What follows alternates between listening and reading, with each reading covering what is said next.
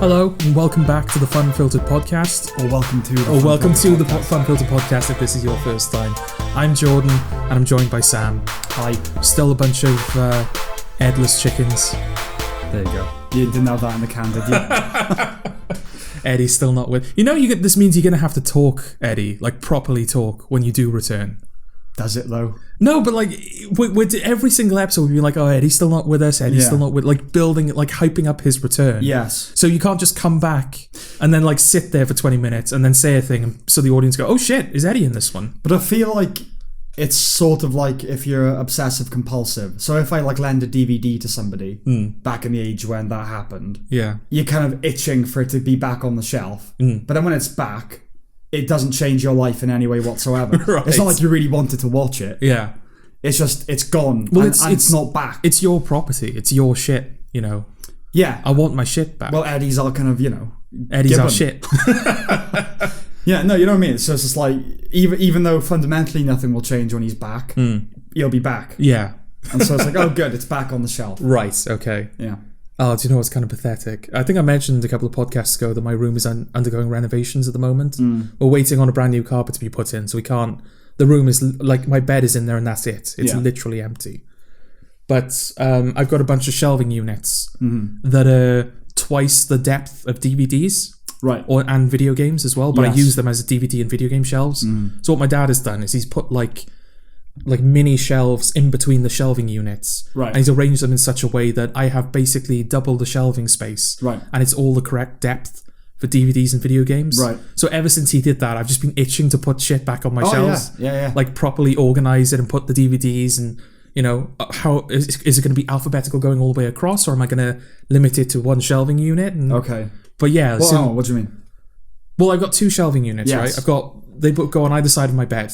Alphabetical as in the continuity from the far end of one and then it begins at the next does one. the A to J shelf run across both shelving units, or does it stay on one shelving unit? Your bed is the gap between... Yeah. Oh, you can't do that then. No? You can't jump over and J continues over there. But it's got to be going along. But that makes it one unit, doesn't it? No, one unit would be they're all in one unit. I mean both units are one unit rather than two separate units. Well, it'd still be one unit. I'm creating a continuity with my DVDs between those two shelving units. Well, there would still be a continuity. It'd pick up with, I don't know, S or whatever. Right. Wouldn't it? Okay. You fill one up to, M, and then you continue on the next side going down. I see. Okay. Yeah. There's too much of a leap between the bed. You've got a king size? Double. Yeah. Okay. So, yeah, there's too much of a leap, I think. Okay. Yeah. If they were right next to each other, perfectly acceptable. Right. But, worst case scenario, something happens to one shelf and all of a sudden you've gone from J to M. Do you know what I mean? Yeah. So, no, you've got to keep them all together. Well, now I know. Now you know. Now I know. The more you know. Yeah. Yeah. So that's that's the state of my affairs at the moment. This is the first podcast where we haven't discussed anything that we're going to talk about. No, well, there's one thing that I'm pretty sure you're going to bring up, but I'm assuming that's going to be at the end of the podcast, right? You end with the... I have no idea what you're talking about. How do I say it without giving it away to the audience? Sign language it to me. Well, then again, if they're watching this on YouTube, they can literally see the timestamp. They can. So they're going to know. Yes. But the Spotify listeners, the iTunes listeners... They won't know. They won't know, yeah. You have to do sign language then. Okay.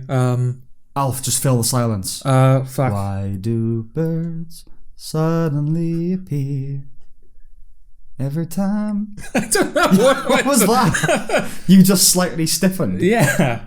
Okay. Like a statue. Right. Like a statue. Like a gold statue. Like a gold statue. I'm going to check my notes. Like a gold statue. Yeah. Oh, okay. Yeah. I know. Yeah. Oh no, I didn't intend. That's not like the big finale. Oh, is it not? That's my first throwaway. Oh god, where do we go from there? Well, there's nothing big this week, really, in terms of we culminate with the grand climax. There's nothing like that. Okay. It's just stuff this week. Right. A picaresque affair. If you like. Yeah. Yeah. It usually is though, isn't it? Right? Picaresque. Yeah. There's usually one thing that's clearly the final conversation. It's the most substantial.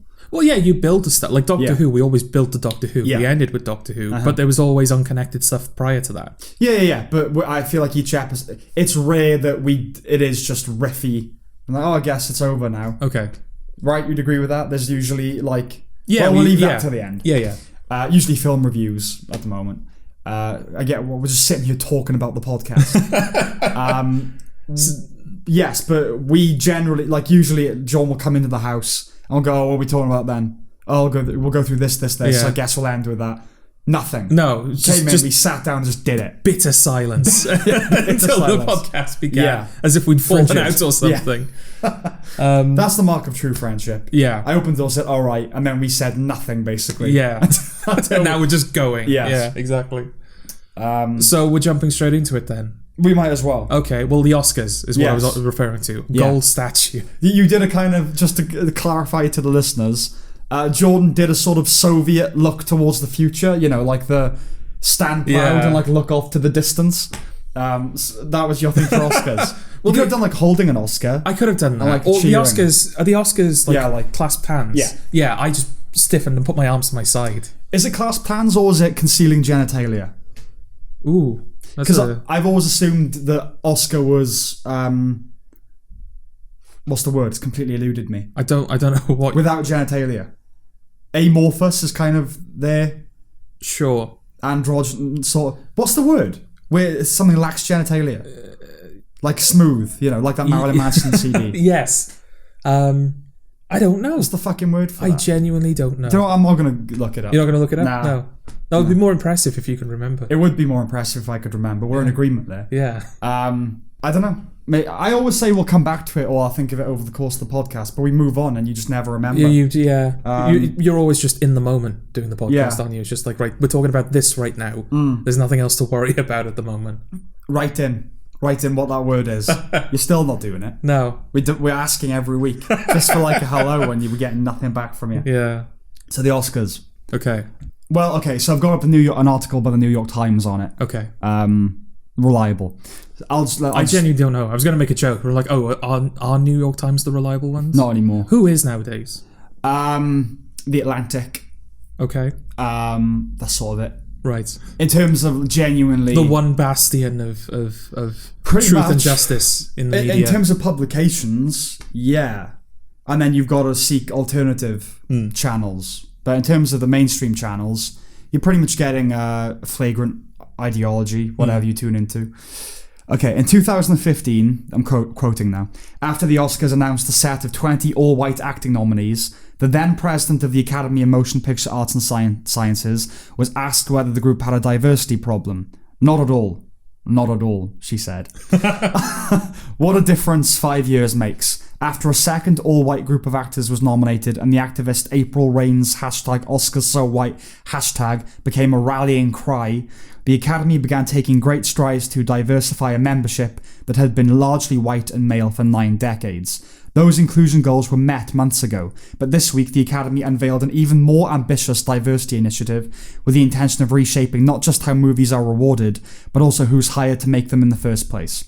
Meant to take effect by the 96th Oscars in 2024, these new guidelines will require films to meet 2 of 4 diversity standards to be eligible for a Best Picture nomination. It's an initiative that could, on its face, encourage studios to enact more equitable hiring practices and broaden the range of stories that are told.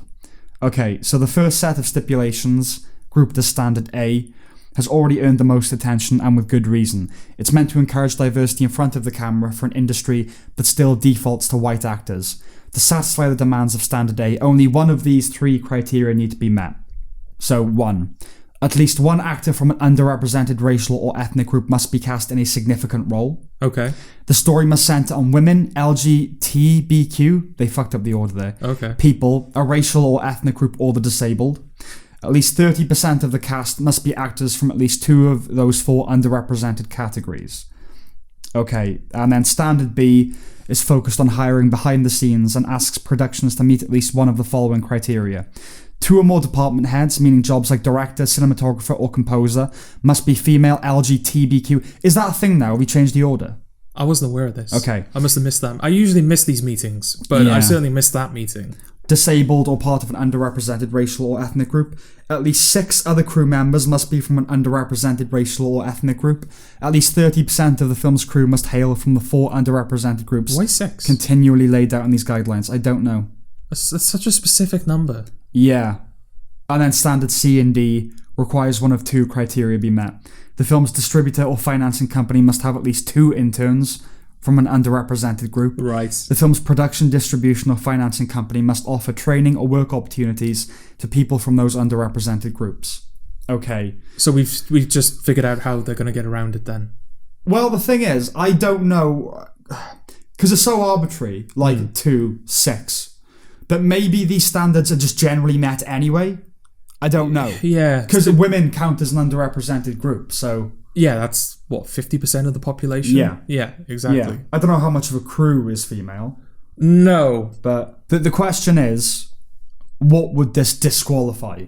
I'm going to go through... I haven't made a list, but off the top of my head, I'm going to go through some films that I think... Okay. See, now this would be impressive. If you just list a bunch of Best Picture winners, which would no longer qualify for an Oscar. Yeah. Taxi Driver. Pretty sure that wouldn't be eligible. No. The greatest film ever made. Yeah. Yeah, they're not major roles, are they, the women? Well, let's apply the standards to it then. At least one actor from an underrepresented racial or ethnic group must be cast in a significant role. No. There's no main black or Asian or characters in Taxi Driver. Or woman? This is racial or ethnic. Oh, right, okay. The story must center on women, LGBTQ people, a racial or ethnic group, or the disabled. There are women in it, but the story doesn't center on women. Yeah. At least 30% of the cast must be actors from at least 2 of these 4 underrepresented categories. I don't think so. Well, you got Jodie Foster and you've got the main love interest. Yeah. Then you got that black taxi driver that he doesn't like. Yeah, and a couple of pimps and the guy who robs the store. Yeah. It sounds like it's a racist film, but this is the thing. Like they're just focused on, these people have to be in the film. So if your cast is 30% black people, but they're all like cocaine snorting, fried chicken eating, crack smoking, fried chicken eating, thieves. Yeah. But there's 30% black people, so we do qualify. Yeah. That would be funny. The irony being that, you could have an exclusively black cast, but it's a blatantly racist film. Yeah, exactly. Yeah. It's made by a white director. Yeah. Which is like, fuck you, basically. Yeah, exactly. It's silly, obviously. It's silly because this stuff should be... Firstly, the fact, having a diverse variety of voices, that was redundant, diverse variety. Kind of. Yeah, but you know what I mean by diverse. I'm using diverse in the sense that they're using it. That should be common sense. That shouldn't be the rules. Should it be common sense? I think so, yeah. What do you mean? Well, it should be common sense that, we don't... Oh, you're different, therefore you don't get a voice. Yeah, but that's not what they're saying, No, but that's the thing. That's what they're trying to... promote? Yeah, well, they're sort of, this is addressing people's complaints that, people who are different don't get a voice. We only ever hear the white male voice. Mm-hmm. Films only ever appeal to the white male gaze. Right. So this diversity thing is supposed to weed that out, right? Mm-hmm. It's so we get more female-led films. That's the idea. More racially-led films, But it should be. You shouldn't have to make this the rules. But you say it should be common sense. I'm just interested in what you mean by that. Common sense doesn't. You shouldn't disqualify people on that basis. Yeah. Yeah. Okay. Fair enough. Yeah. Exactly. But I don't know why you certainly shouldn't penalise white men. Well, I don't know why I should be obliged to hire black people because they're black. Yeah. Exactly. That's the thing, isn't it? If I'm going to hire someone, I want it to be because they're the best person for the job. Yeah. Doesn't matter what their race, what their... The thing I got to think though, right? But when I think through all of this is I assume, right, the vast majority of, let's just go with America, African Americans they're not hot on BLM. They're just ordinary people living their lives. Think it's all going to mad, that. Yeah. But it surely must instill a paranoia. I've only been hired because I'm black. That was going to be another point that I made. Yeah. How insulted must people feel, or how patronised must people feel? They're oh, you're starting off with a handicap. You're a woman, so you're starting off with an advantage. Yes. We're giving you the advantage. Yeah. To which I'm sure the response would be, well, white men already have the advantage. Sure. So this is actually just levelling the playing field. Yeah. But it's not, because if you have a predominantly white male crew or cast or whatever, you are now being disqualified, basically. Yeah. So there is no level playing field anymore. The Godfather. The Godfather is no longer eligible for a Best Picture nomination. Yeah. Or films like it. The Godfather, you know? Yeah. But it's a film about the mafia. There are white people in the mafia. Yeah. Basically just white people in the mafia. Like, they're racist. Yeah. You know? Yeah. I mean, Travis Bickle is a racist. Yeah. But that's not really... That's actually why the only black people in the film are depicted. No, exactly. Yeah. But I was going to ask, like, how important is that to Taxi Driver? Like, that's just a detail. It's a detail. Really. Yeah. It's, character beat. I mean, the first person he kills is a black guy, but there's never any suggestion that race has anything to do with it. It's opportunity. Yeah. He's in a store, he gets robbed, and he has a gun on him. So he just kills the guy. But that's, like, just the first big step on his breakdown, you know. I see. But yeah, race has nothing to do with that. But in terms of, there's a black taxi driver that he doesn't really like. And then when there are pimps walking past him, and they look shiftier than they otherwise might, because he's kind of... The film is very much told through his perspective, like uniquely his perspective. Yes. With the exception of one scene, which may actually be in his imagination. So it's been too long. You're gonna have to tell me. You're gonna have to tell me. Well, that's a good pop quiz, actually. Okay. I mean, it'd be hard to pop quiz hot shot. Yeah, exactly. Yeah. It'd be hard to concretize into an answer, but what is the one scene in Taxi Driver that doesn't feature Travis Bickle? That's such a film nerd question, isn't I know. it? If you ask that at your local Sunday night pop quiz, off. Exactly, yeah. And then the next question is like, who was Henry the First's servant in 1604? Sure. And they're like, that's a valid pub quiz question. Well, okay. There's a scene between Sybil Shepherd and Albert Brooks that takes place without him in it. Okay. But he's watching it, the whole thing. So that kind of counts. But there is one scene where he's just nowhere in the vicinity. Okay. Do you know what it is? I don't. It's the scene where Sport, played by Harvey Keitel, is dancing with Jodie Foster and like telling her how beautiful she is and she's his and that kind of thing. Okay. Really creepy. But the suggestion is that he's imagining that to kind of get himself riled up to do what he's going to do. Okay. But anyway, so many great classic films. Citizen Kane, I don't think would qualify. No. Again, sort of like I imagine the counter argument will be, well, we've already had those films. And why do we need those films now? We've already had them. Are you happy playing devil's advocate? I'll give it a go. Okay. What do you mean by we've had those types of films? Well, why are we upset that Citizen Kane would no longer be eligible for an Oscar? We've already had Citizen Kane. We're not upset specifically that Citizen Kane it wouldn't be up. Yeah. It's films like it wouldn't be up. But we've already had films like that. Basically, what do you mean by the past 100 years of cinema has been films like that. What do you mean like Citizen Kane? Well, films that are like predominantly white. Yeah. That have a predominantly white cast, or they're about predominantly white things. What are white things? Exactly. I was thinking about this the other day, actually. I feel like there's... God, I'm going to get a lot of trouble for this. Go on. There is an anti-intellectual streak among stratas of certain communities, including like valleys. This is not an ethnic thing. Okay. Where it's... you hear that in films all the time. It's like, oh man, there's some white bullshit. What's that? And that usually pertains to something that's smart. That's not like me deciding that. Okay. You know, I like French New Wave cinema. Oh, that's a white thing.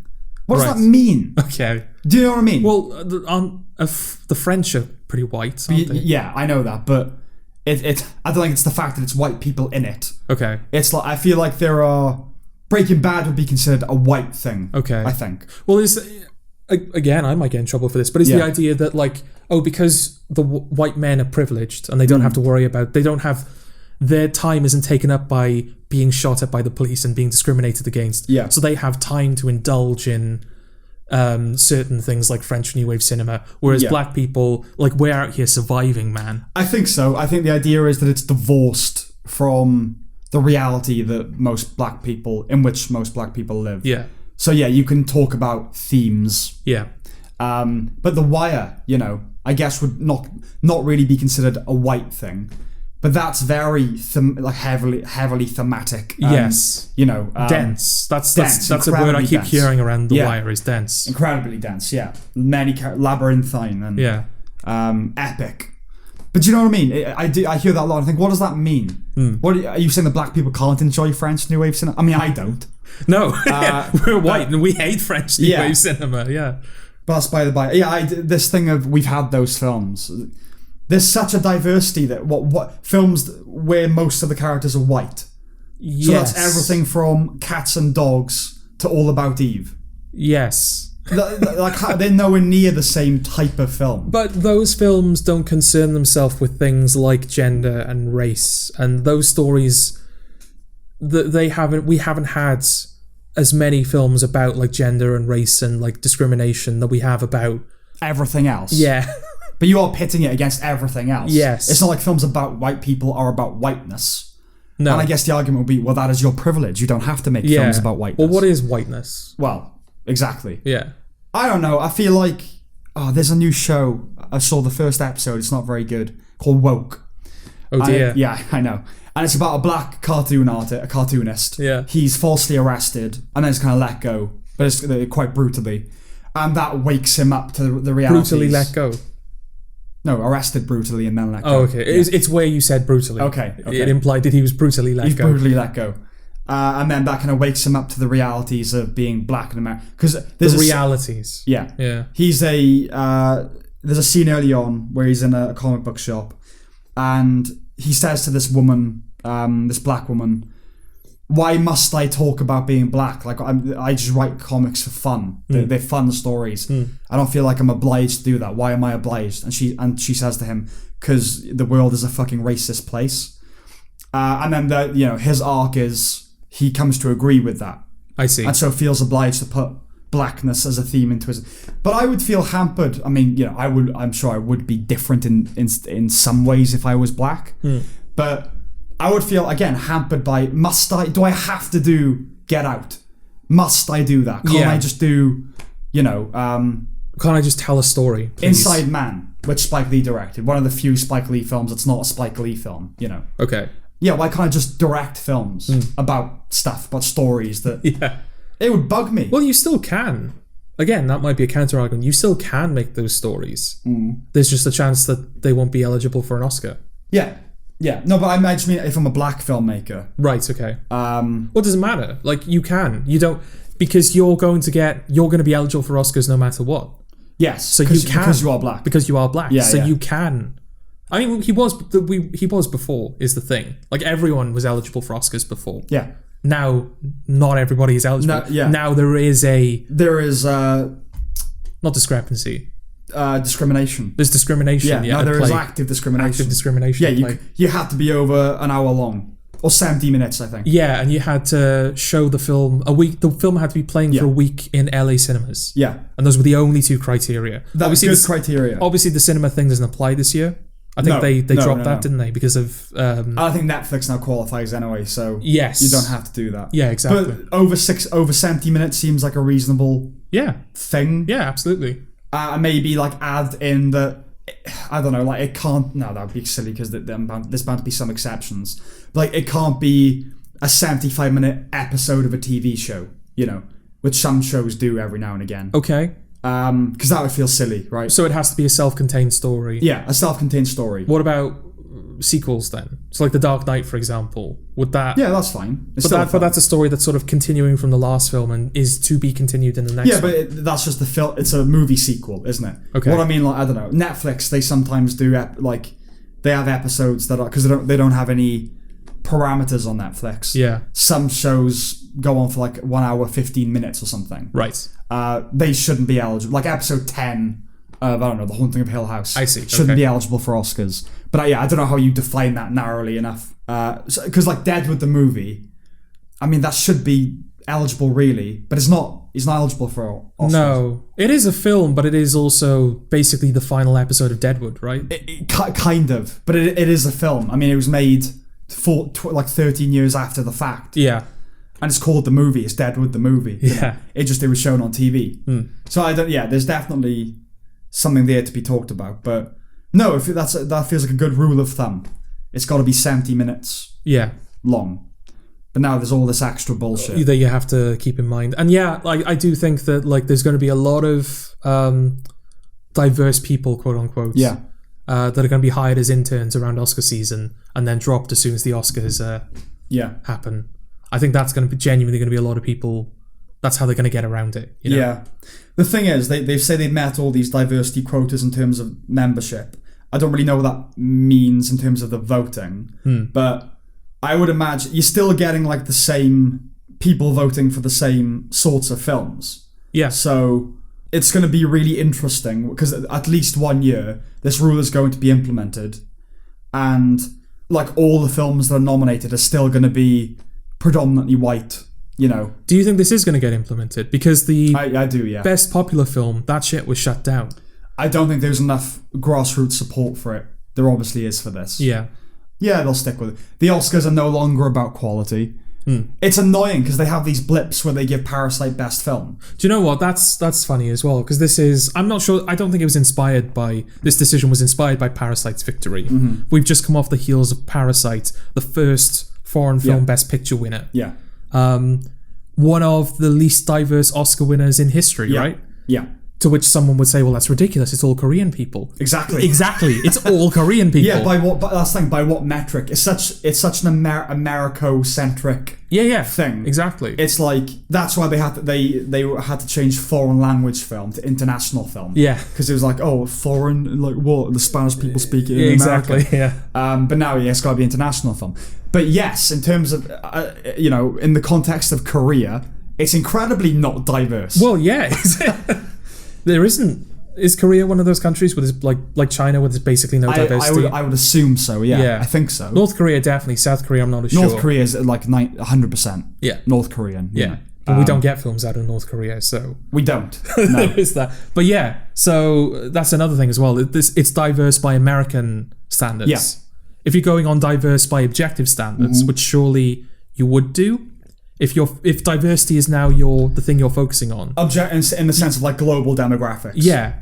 If we're focusing on diversity, well then surely you go for objective diversity, in which case Parasite wouldn't be eligible for Best Picture nomination because it would be 30%. You'd have to do 30% diverse for Korean people. Well, this is how arbitrary it is because how do you judge it? I don't know the exact statistics. I don't know what the biggest ethnic group in the world is. I don't know if it's white. I would wager Black is probably the biggest ethnic group in the world. I don't know. Maybe Africa. Maybe Asian, China. I don't think so. China's like a sixth of the population, right? China alone is like a sixth of the population. Maybe it is that then. But even like in China, there's all different ethnicities. No, I know, and I know that like sort of is it original Chinese or Mandarin Chinese? What? Traditional Chinese or Mandarin Chinese? The most spoken language in the world. Mandarin. It's Mandarin. The most spoken language in the world. Yeah. I think English is third. Yeah, Mandarin, Spanish, English, right, I think is the order. Yeah, so that's the thing. If you go and buy a national context, every single year at the Oscars is incredibly diverse because not one Chinese film gets nominated. That's the most populous country in the world. Yeah, exactly. So, like, by what are you judging it? You know, if anything, the film industry is getting less diverse because China are buying more studios. Yeah, exactly. And more of our films are being filmed over there and shown over there. Yeah. More Chinese actors being put in to appeal to the Chinese government. Yeah. So if anything, we're getting worse. Less diverse, yeah. Less diverse, yeah. Yeah, so it's all just stupid. Like, you've just got to go by what's the best film. I feel like we've said this 1,000 times on this podcast. But we were talking with a friend about this. And the thing I can't wrap my head around is how they think most people think. Most people definitely are with us. Well, I think that it's become clear over the last few years that the Oscar is just not tuned in to the general public. Yeah, they don't care fundamentally. Yeah. Middle America is of no interest to them. Yeah, apart from maybe Parasite, although I don't know what the general public's opinion of Parasite is. I don't think they would have one. I think everyone who liked films saw it. Okay. But I'm not sure how widely known it is. Yeah. But my point is, like, what's the last Best Picture winner that the Oscar, the Academy, and the general public agreed on? As like a good film. Yeah.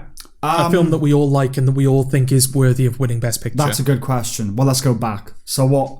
Parasite, most recent one. Yeah. We would agree with that, obviously. Yeah, we would agree with that. I don't know if Johnny Everyman. Joe Q Public or whatever.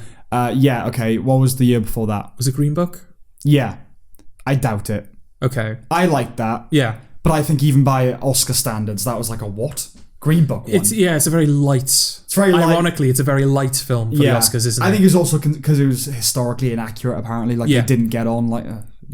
That doesn't matter. But okay.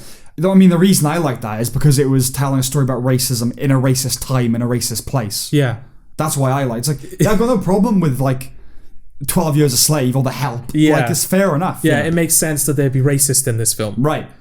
And also, it was a very. I think I said to you at the time, it's a very family-friendly take on racism. Yes, it feels like a family film, despite its subject matter. The whole family could watch this film comfortably. It feels like a GCSE film, doesn't it? A little bit. Like if you're studying Jim Crow, stick on Green Book. Like the pivotal scene in the film where Mahershala Ali is saying to Viggo Mortensen, says to him, "If I'm not black enough and I'm not white enough, then what the hell am I? Yeah, I'm too white for the blacks. Yeah, and I'm too black for the whites. Yeah." So where is my place? Were you going to say uppity?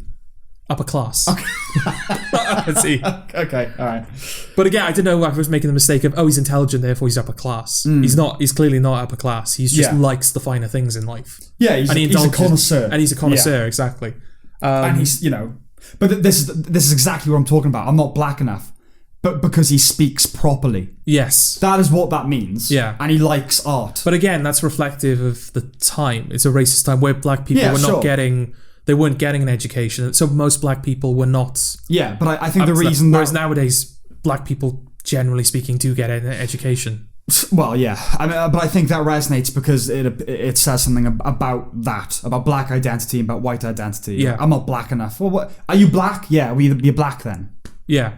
Black is, as far as I'm concerned, as a white guy, it's a skin color. It connotes nothing else. It need not be anything beyond that. It needn't be anything else. Yeah, exactly. It need not. It needn't be anything else. Did I just destroy my point with the double negative? What did you say? It need not be anything else. No, that's right. Oh, it is right. Yeah. Okay. Yay. But yeah, my point was going to be that scene. I think to a younger viewer, or a less seasoned viewer, that would be a pretty profound point. Yeah, that'd be one of those points you're like, oh shit, that's going to stick with me. Because that's kind of the climax of the film, the emotional climax of the film, isn't it? Yeah. So to a more seasoned viewer, it might seem a little not childish, but sort of easy. Yeah. Yeah, I know. Yeah, I know that point. Yeah. But I think that point will resonate with a lot of Yeah, that was the thing. Green Book was nothing special. Yeah. It didn't break the mold. It was just kind of nice. Yeah. For a film about racism. Ironically, given its subject matter. Okay, so the year before that was Moonlight? Shape of Water. Oh, Shape of Water. No, I don't think most people would like the shape. I think they'd have the same reaction that we did, which is it's a fish. It's not a black guy. It's not a black guy, it's a fish. But it's supposed to be, right? Well, not necessarily a black guy, just any ethnic minority. Any minority. That's what he's supposed to represent, the fish. A minority, yeah. Because you've got a black character in that film who faces oppression. Yeah. You have a gay character. So yeah, the idea is that he's analogous to that. Yeah. Their love is taboo, and that's kind of like saying something about maybe interracial marriage. It's not. It's not the same thing. He's a fish. Yeah. And I'm never going to be okay with that. It's grotesque. His dick folds out. Oh, that's the worst bit because there's if you haven't seen it, there's a compartment that it folds out of. It's a film about it's set in the 60s in Atlanta, I think. Yeah. And it's set in this military research base. And it's about a woman who cleans it. She's a cleaner and she's deaf. Yeah. Yeah. And mute. You're not actually mute, but doesn't speak because she's deaf. Because she's deaf, yeah. And they bring in this creature, this kind of creature from the Black Lagoon sort of thing. And it reminded me a little bit of the fishman from Hellboy. Abe Sapien. Yeah, and Pan's Labyrinth. Well, it's Doug Jones, isn't it? So it's, And Guillermo del Toro, who did both of them. Del Toro, yeah, exactly. And she forms a bond with this thing and kind of feels for it in its captivity and, save the whales kind of thing. Yeah. And then she rescues it from confinement and they form a romantic relation and sexual, most importantly, relationship. They fuck. Do you reckon he finished? Off the scales. She closes the bathroom door to her bathroom. Yeah, fills it up with water. And she turns the bath on, fills the whole room up with water. Yeah. And they fuck in the water. I call bullshit on that. Yeah. I know it's fantastical, but I'm sorry, there's going to be a crack somewhere in the bathroom. That's not an airtight bathroom. Anyways, so there's a scene in the film where she's just had sex with this thing. and then she's talking to her friend at work. Yeah. And they're kind of gossiping like, schoolgirls about it. And then she kind of sign languages about like his compartment opening up and the dick sprouting out of it. Yeah. Like a blossom thing. And they're like, oh, damn, girl. She's black, the friend. Yeah. Oh, damn, girl. Like, well, what's she, and they're kind of laughing about it. And it's meant to be a lighthearted, oh, she's happy. Kind of. It's like, oh my God. I can now picture it. Yeah. It is grotesque. I don't know how people think it's anything other than that. So yeah, I think most people would agree with that. Like, point are you trying to make here? Yeah. I tell you what, the attempt to like de-taboo everything. We'll get onto that actually. Okay. But so the year before that was Moonlight. No. Most people wouldn't like Moonlight. Oh, I see. Right. Yeah. I thought you were saying it wasn't Moonlight. Oh, no. Because that was the controversy. Yes. It was La La Land. Then it was Moonlight. Yeah. No, I don't think people would like Moonlight. Well, I haven't seen it. Yeah, that's a film person film. Okay. 100%. Okay. Yeah. Spotlight? I don't think that was popular, like, well seen enough. Really. No, I think that's a film that, like, you sit down, you watch it, and you're like, I don't think many people would watch it and go, I didn't like that. No. I think you'd at least kind of go, oh, fair enough. Yeah. But I don't see it being a film that like people love. It's kind of forgotten. Yeah, already. Yeah. Not by you, of course. Not by me, no. But by everybody else. But I think, yeah, the general public would sit down, they'd watch that film and think, this is like what film people watch. Right. I feel smarter for watching this. Yes. Or I feel more cultured, I guess, for watching it.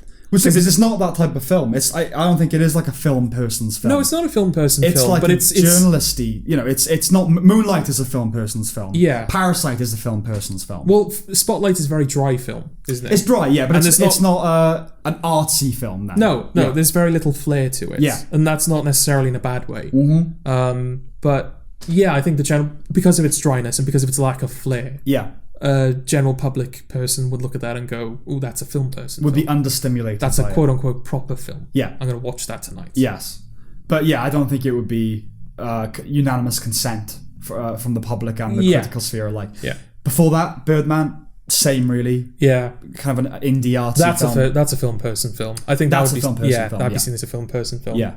You curious, Eddie?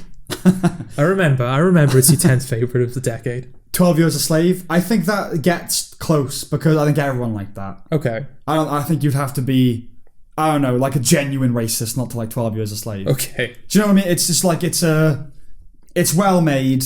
It's a fairly straightforward story.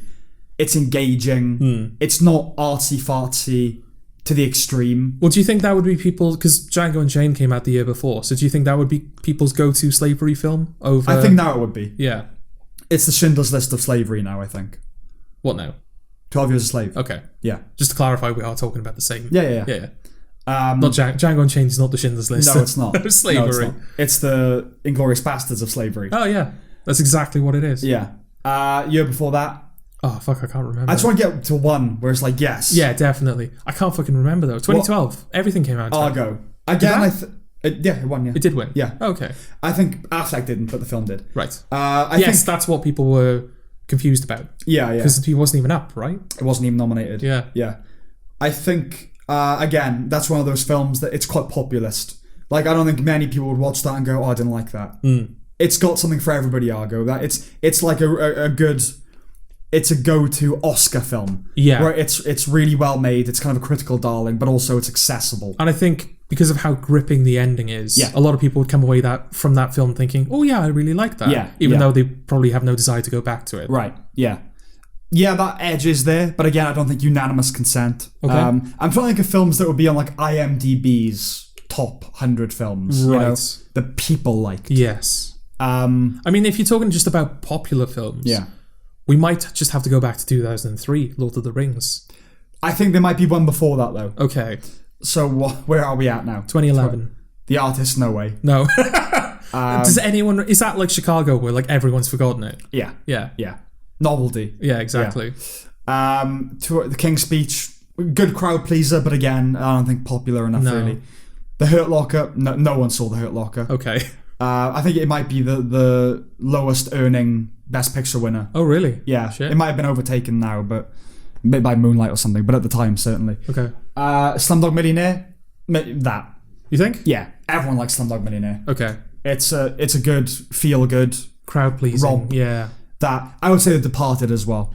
I know I'm a particular fan of that film, but that's a film that blokes like Goodfellas, a film that men like. Yeah. You know?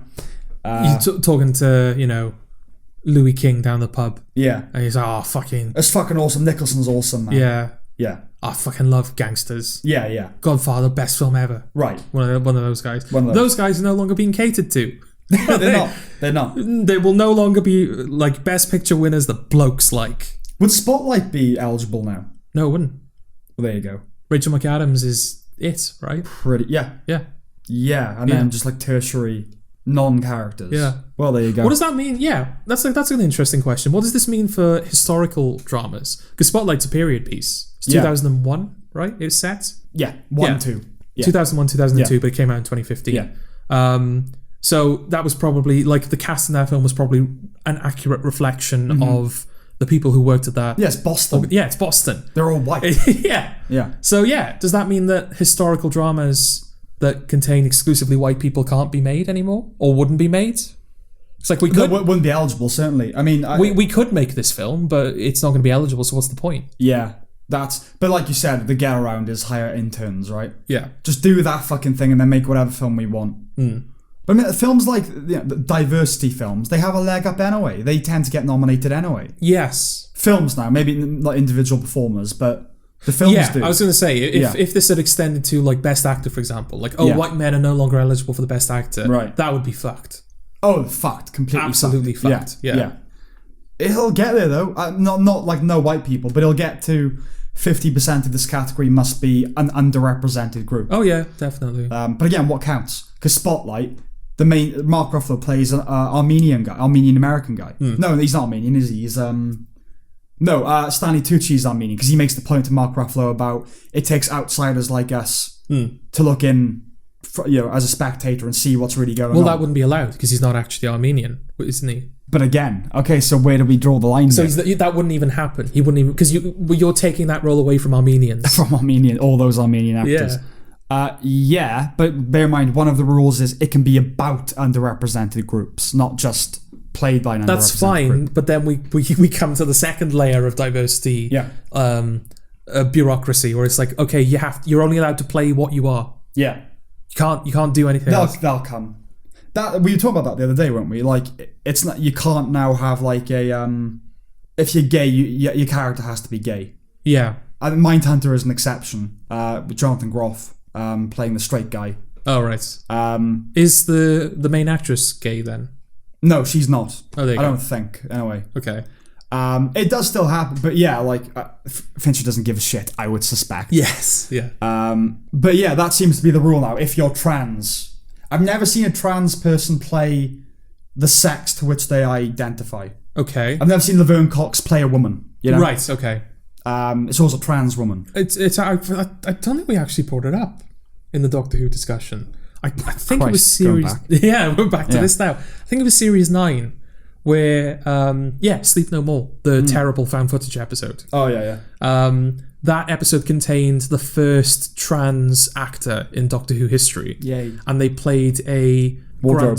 They played like this artificial human who was incredibly who had incredibly low intelligence and could barely string a sentence together. Right. So I found that kind of unintentionally funny. Yeah. That's obviously not what they were going for. It reminds me of that scene in Friends where Joey slags off.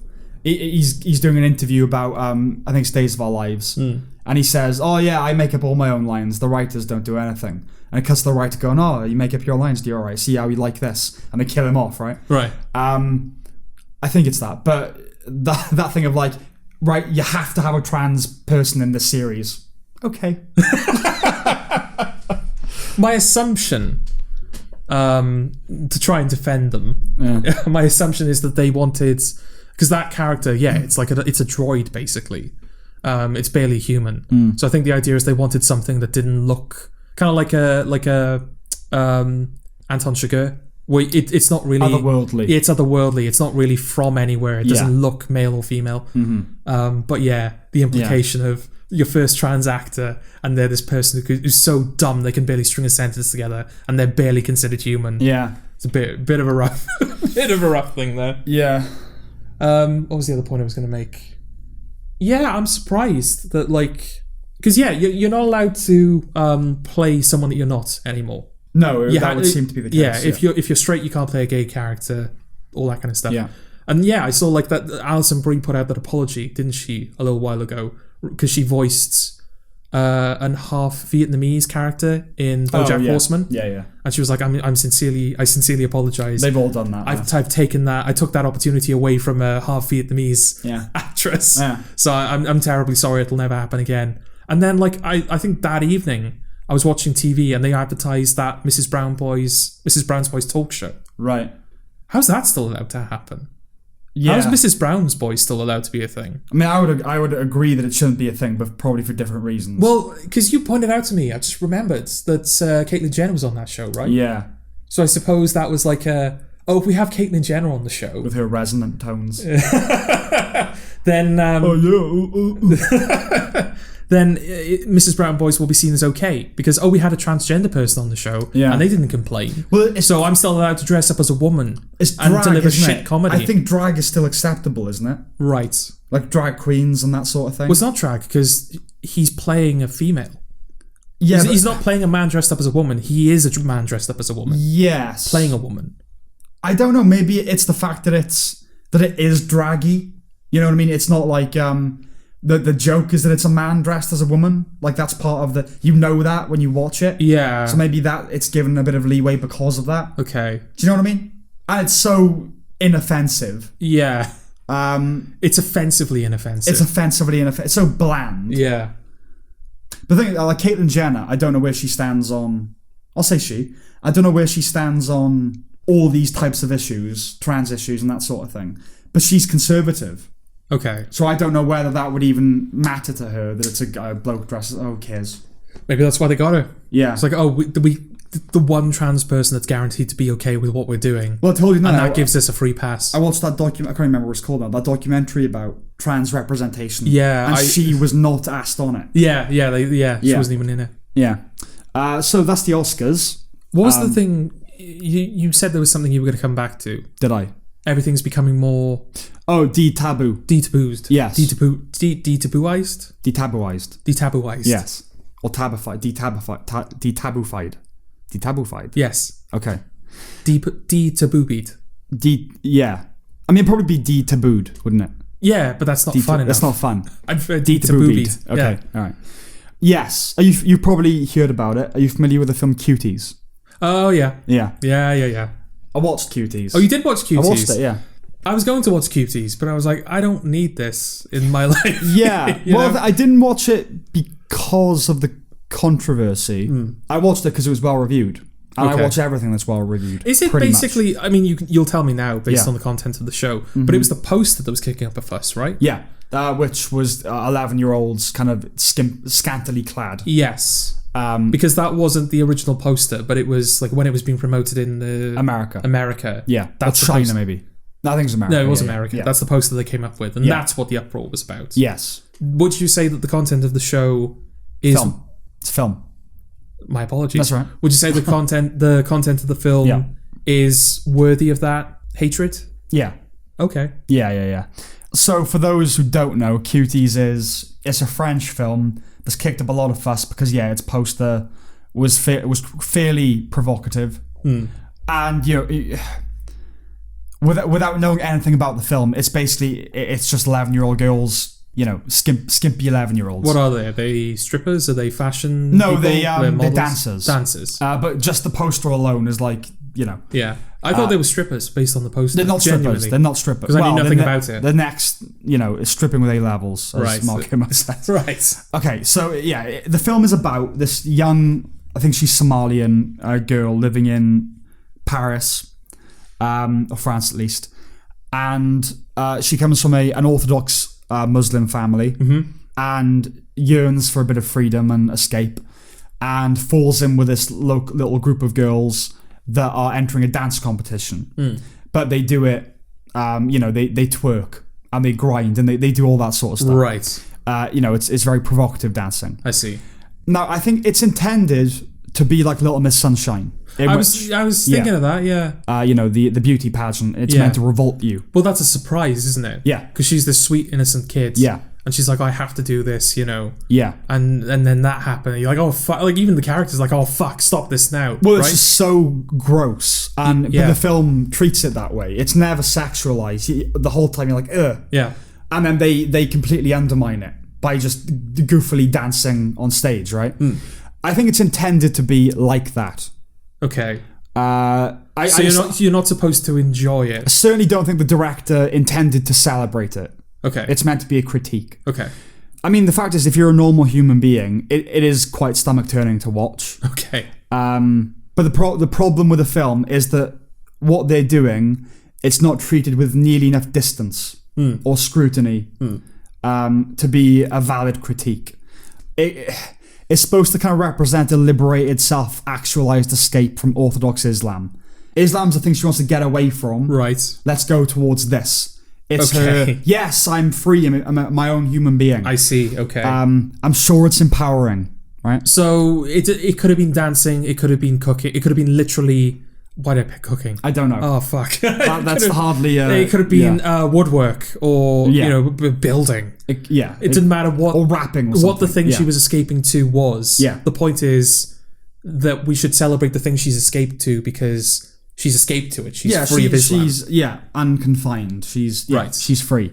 It just so happens that it's dancing. Yeah. So it's kind of... it's accidental then. What's accidental? The sort of... the fact that it feels like it's celebrating that sort of, Well, the thing is that the film, it's very French in that it's just kind of... It just lets the things happen and doesn't really comment on it. It doesn't... It's not sentimentalized at all. And it's not... you don't have a character coming in and going, this is wrong, other than the family, who you don't like, really, until the end. Right.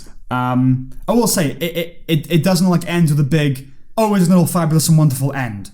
She does leave it. Here's the thing, I'm not at all saying, it's been criticised, it sexualises kids. She did not think the director's woman, she did not think she was doing that. Hands down, I would, bet a lot on that. I mean, paedophiles are going to love it. Right. Obviously. Okay. So it kind of raised the question for me. I'm sure that there are people, right, on the very fringes of society that masturbate to Schindler's List. Okay. There's going to be someone somewhere that gets off on it, right? Yeah. So at what point do you decide, I can't care about that? I'm still going to make Schindler's List. I'd argue Schindler's List is a good example of, even though there are some people there's probably not a single person in that film who thought, someone's going to jerk off to this. There are some, there are neo-Nazi clubs that watch highlights reels of, them being rounded up and go, yeah. But that wouldn't be enough of an argument to not make the film. Yeah. I would argue this is a good case of, don't make the film. Because paedophiles... It sounds like the problem was that they chose dancing. Well, dancing in that way. It's not just dancing. Yeah, dancing in that way. Maybe choose something that was a little less provocative. Yeah. So that when you celebrate her freedom, it doesn't come across as though you're celebrating their sexualization. Well, the thing is, I think the intent of the film is to criticize that sexualization of women and girls, and, that's the point of it. It just doesn't do it. I see. Oh, in my opinion, it doesn't do it. Okay. It's had a good critical reception, so obviously some people think that it does. But I don't think it has nearly enough detachment from it. Okay. It just shows it. And you needed more of a, no, this is unacceptable. Yeah. So I would say this is a case where the fact that a lot of people are going to get off on it is a good reason not to make this film. I see. Okay. I think that all criticisms of the poster and of the film, which are seem to be exclusively coming from the conservative side of the aisle, as you might expect. Well, yes. But it feels why is this a conservative issue? This isn't a conservative issue. Yeah, sexualizing children should not be something that's up for debate. And the fact that conservatives are the only ones, being public about it, makes it look like it's fuddy-duddies. The same type of people that criticize video games for violence. It's not that.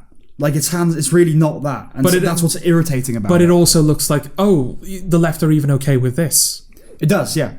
Yeah. How can we take them seriously if they're not even speaking up now? But that's the thing. I would imagine the critical community is pretty much exclusively left, right? Okay. And it's getting good reviews. And so that does appear to be the case. Okay. And it's baffling to me, but that's what I'm talking about, the de-taboobied. The de-taboobization of, paedophilia. Yeah. Because we know that's been a trend that's been worming its way through the underbelly. It hasn't gained too much traction, right? It's been a while since I checked in on that. Yeah. Okay. MAPS, right? Yeah, MAPS, yeah. Yeah, minor attracted persons. Yeah. Yeah. But at the moment, we're focused on Black Lives Matter, aren't we? Yes. So when if that dies down, 2 cops got shot yesterday or the day before. Oh, really? Yeah. Oh, shit. Sitting in their car, not doing anything. Okay. And a black guy come up and shot them. Ah, well, if they hadn't killed them, then they might have... They're not dead, luckily. Oh, good. Fortunately. Okay. If they haven't shot them, then they probably would have gone and abused black people. Yeah, exactly. Or killed them. Yeah. One of them was a 24-year-old rookie. Right. And the other one was a 31-year-old mother who had a jaw shot off. Fuck. And they're always rookies, aren't they? They always find the rookies. Yeah. Was it 1 or 2 of the guys? One of them was a rookie involved in George Floyd. Yeah. I guess there's always going to be. There's a lot in there, they're fresh out of the academy or whatever. So yeah, but it's interesting how they always. I wonder if that's deliberate, whether they target rookies deliberately. They partner rookies up with more seasoned officers, probably. No, I know they do that. Yeah. So like, just by sheer odds, you're going to encounter a rookie. Yeah. But it seems like whenever I'm told one of these stories, there's always a rookie involved. Always a rookie. So I wonder if they're deliberately being targeted, or whether it is just pure coincidence. I think luck, on the part. Or lack thereof. Yeah. In the rookie's case. Shot, and then loads of videos of like people near it. It would just sort of happen, like laughing and celebrating, like, oh man, he just did it anyway. I'm doing a black accent because the videos I've seen are of black people. I see. And then the ambulance came and took him to the hospital, and BLM protesters were blocking the ambulance from entering the hospital. Right. And tried storming the hospital. I see. Okay. You're just going to leave that there, are you? I mean, No, it's all gone to hell, isn't it? It's despicable, absolutely disgusting behaviour. I just don't know where we go from here. I really don't. I think the only thing that can... I don't know the only thing. One of the only things that can solve America at this point is in a couple of decades when a lot of the major cities are going to be majority Hispanic. And so the mayor, the police are going to be all Hispanic people, basically. Yeah. And they don't have white guilt. And they're not going to put up with this bullshit. No, but they're the man, right? Who's the man? The Latinos will become the man. Yeah, but a large part of the reason this is happening is because we are too tentative to intervene, because it's, I don't want to look like a racist. Yeah. Studies have shown, haven't they, that crime goes up whenever there's been a black guy shot by the police in whatever situation. Murders go up because the police are reluctant to go into black communities to stop it because they don't want to look like a racist. Yeah. I think pretty much every city where that's happened, it's been shown. Right. A phenomenon. But when you have a Latino mayor and a Latino chief of police and Latino police officers, they don't have that guilt. Yes. And they're just not going to put up with it. And I think that's the only thing that can save America at this point. But they'll be Uncle Toms? Well, they're not black, are they? Yeah, but is there a Hispanic equivalent of that? Of an Uncle Tom? Well, you betrayed your race. Yeah. I don't know. I really don't know. I think there's obviously like Latino gangs and stuff like that, and there is street culture in certain aspects, but I don't think it's as big a problem. Well, certainly. I mean, Hispanics have a very different relationship with white people than black people do with white people. Well, they have a reputation. A very different history, I should say. Yeah, exactly, different history. We're going off just like what we've accrued from various things, but I think that the reputation is that they're hardworking and they're labourers. Yes. I don't want to tar them all with the same brush. No, of course not. But I think there's a marked difference between.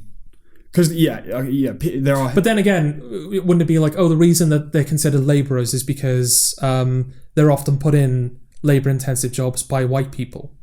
No. For example, you have people who've come across the border, whether it's illegally or legally.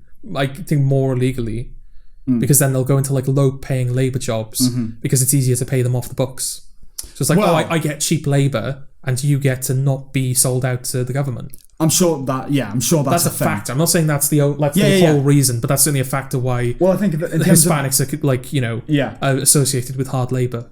Yeah, I'm talking about immigrants, obviously, not in Mexico. Again, it covers as wide a panoply as any other group. But I think that a large part of it as well, right, is that they don't speak English, and so they can only really do menial job, gardening and stuff like that. Yeah, maybe. You can't... Anything that involves fluency is not open to them in America, so... Again, historically, because as you say, the Hispanic population is shooting up. Yeah. So presumably the amount of Spanish-speaking people in America is going up as well. Yeah. America is becoming a more Spanish-fluent country. Well, there are cities already that are majority Spanish, I think. Major cities? Major cities, yeah. Such as? I think LA might be, if not they, getting there. Okay. Maybe they can sort it out for us. I think that's it. Like, wouldn't that kind of be a beautiful American thing, really? Yeah. That a quote-unquote minority community, which wouldn't be a minority anymore, but are the ones that kind of... Because America, it's the land of immigrants, isn't it? Yeah. So it kind of would be nice if, instead of just claiming to be victims, that a minority group actually sorted it out. Yeah, That'd be nice. the minority group that are associated with immigrants. Like nowadays, yeah. Yeah, nowadays associated with, Mexicans are illegal immigrants. Yeah. For that community to step up and be like, right, we're going to fix this. Yeah. We're going to mend relations. I'm going to cut the bullshit. Yeah. Yeah, that'd be wonderful. That would be nice. Yeah. Just gotta wait for that to happen. America. Our cities burn. Give birth to more Hispanics quickly, now. Yeah. Because that's the thing, you could, they've been, that whole labor kind of negotiation thing that you were just talking about, the fact that all Mexicans in America have that thing of, are you illegal? That thing. Yeah. And of course there's prejudice and there's racism towards some Mexicans and general Hispanic and Latino people, but Latin, I should say. Yeah, there's not that same history of institutionalized racism. Yeah. The Hispanics were never kept as slaves. Exactly. They were never imported to America. Right. For the exclusive purpose of, you are to be my slave. Yeah. Yeah. Arguably a similar thing, because it's like, you're not my slave, but you're being paid very little for hard work. I'm sure they would say it's modern day slavery, right? Yeah. I don't know. Maybe like a rung above slavery. Yeah. Where it's like, it's not slavery, but it's not like proper work. I'm not like a proper employee. Yeah. Not being treated right, I don't know how to bring this up. Oh dear. It's definitely... Leave a gap in case I need to cut anything out. It's definitely not a... oh God. I would be wary about saying this in person to people. Oh, okay. That I know. We had a conversation... No, I wouldn't. We had a conversation the other day. This is the cancelled podcast. This is the one that's going to do it. I speculated that... Well, more imagined. Pretty much all the vast majority of black people in America are descendants of slaves. Okay. They're obviously Jamaican, again. But a lot of them were descended from slaves. Right. God. And I was just postulating that, I think we must be talking about Black Panther or something, I don't know. Pretty much every African country is somewhere you wouldn't want to live, right? If you were brought up in the West. Yeah. So had slaves never been brought over, a lot of all the successful black Americans today would be living in poverty. Okay. And I'm not saying anything about that. I'm not saying, therefore slavery was good. It's just an interesting thing to think about, isn't it? Right. That their descendants, because they were born in America, have been allowed to make something of themselves. And it's just interesting to consider that had they stayed in Africa, that wouldn't necessarily be the case. Well, I mean, that's predicated on the assumption that black people would never have made their way over to America on their own. There is that as well. Yeah. There is also that. But I think it's significantly fewer. Yeah, no, I can't argue with that. Yeah. The fact that it's fewer, there would be a lower population of black Americans. Again, it's not something like, I don't know what the numbers would be, and it's probably nothing like major. But that is just an interesting thing to think, that a lot of black people in America today, had they been born in Nigeria, it's totally different, Okay. So what does that mean, though? Why have you brought this to our attention? I said I'm not saying anything about that. It's just an interesting thing to think about, isn't it? But that's not a point unto itself. That's like, okay, I have this information, now I'm going to make the point. No, it's not. It's not a therefore. I'm not saying therefore slavery had a silver lining. I'm not saying that. It's that Stephen Fry book where... You bring that up a lot, don't you? Do I? Yeah. Okay. There's been at least 2 or 3 podcasts you brought this up. Where they go back in time and basically kill Hitler. And what that engenders is that there's still a Nazi party, effectively, an anti-Semitic party, but it's spearheaded by somebody who's not as blindly anti-Semitic and so utilizes Jewish scientists and stuff like that. Right. Again, it's not saying that, therefore Hitler wasn't all that bad. It's just the thing that, like, history could have been very different and worse. Okay. But would white America, instead of bringing black people over to America, would they just put the Native American community to work as slaves? Well, they didn't. Or would they go... They didn't. No, but in lieu of black people, Yeah. would they make slaves of Native Americans, or would they make slaves of Hispanic people? We're talking about, I guess, a non-slavery world here, aren't we? So I don't think there would be any slavery. No, it's only because you said, like, they killed Hitler, but then a different guy rose to power. Yeah. So it's like, we don't have black slaves. Does that mean that they would have Hispanic slaves instead? That's because the preconditions are different. I guess if we're saying there's no such thing as slavery, we're basically saying that racism in any major important way doesn't exist, right? But we're not. We're saying there are no black slaves. We're not saying there's no slavery. But what, they're racist towards Latin people but not black people? Yeah, that's my question. Like, you're saying that, like, a lot of people, some people in Black America that are successful might not be as successful. Yeah. It's impossible to deny that Black America would be in a very different place had it not started from a place of slavery. Yeah. It's just an alternate history kind of interesting thing to think about. Okay. Like, if slavery never happened, what would the world look like today?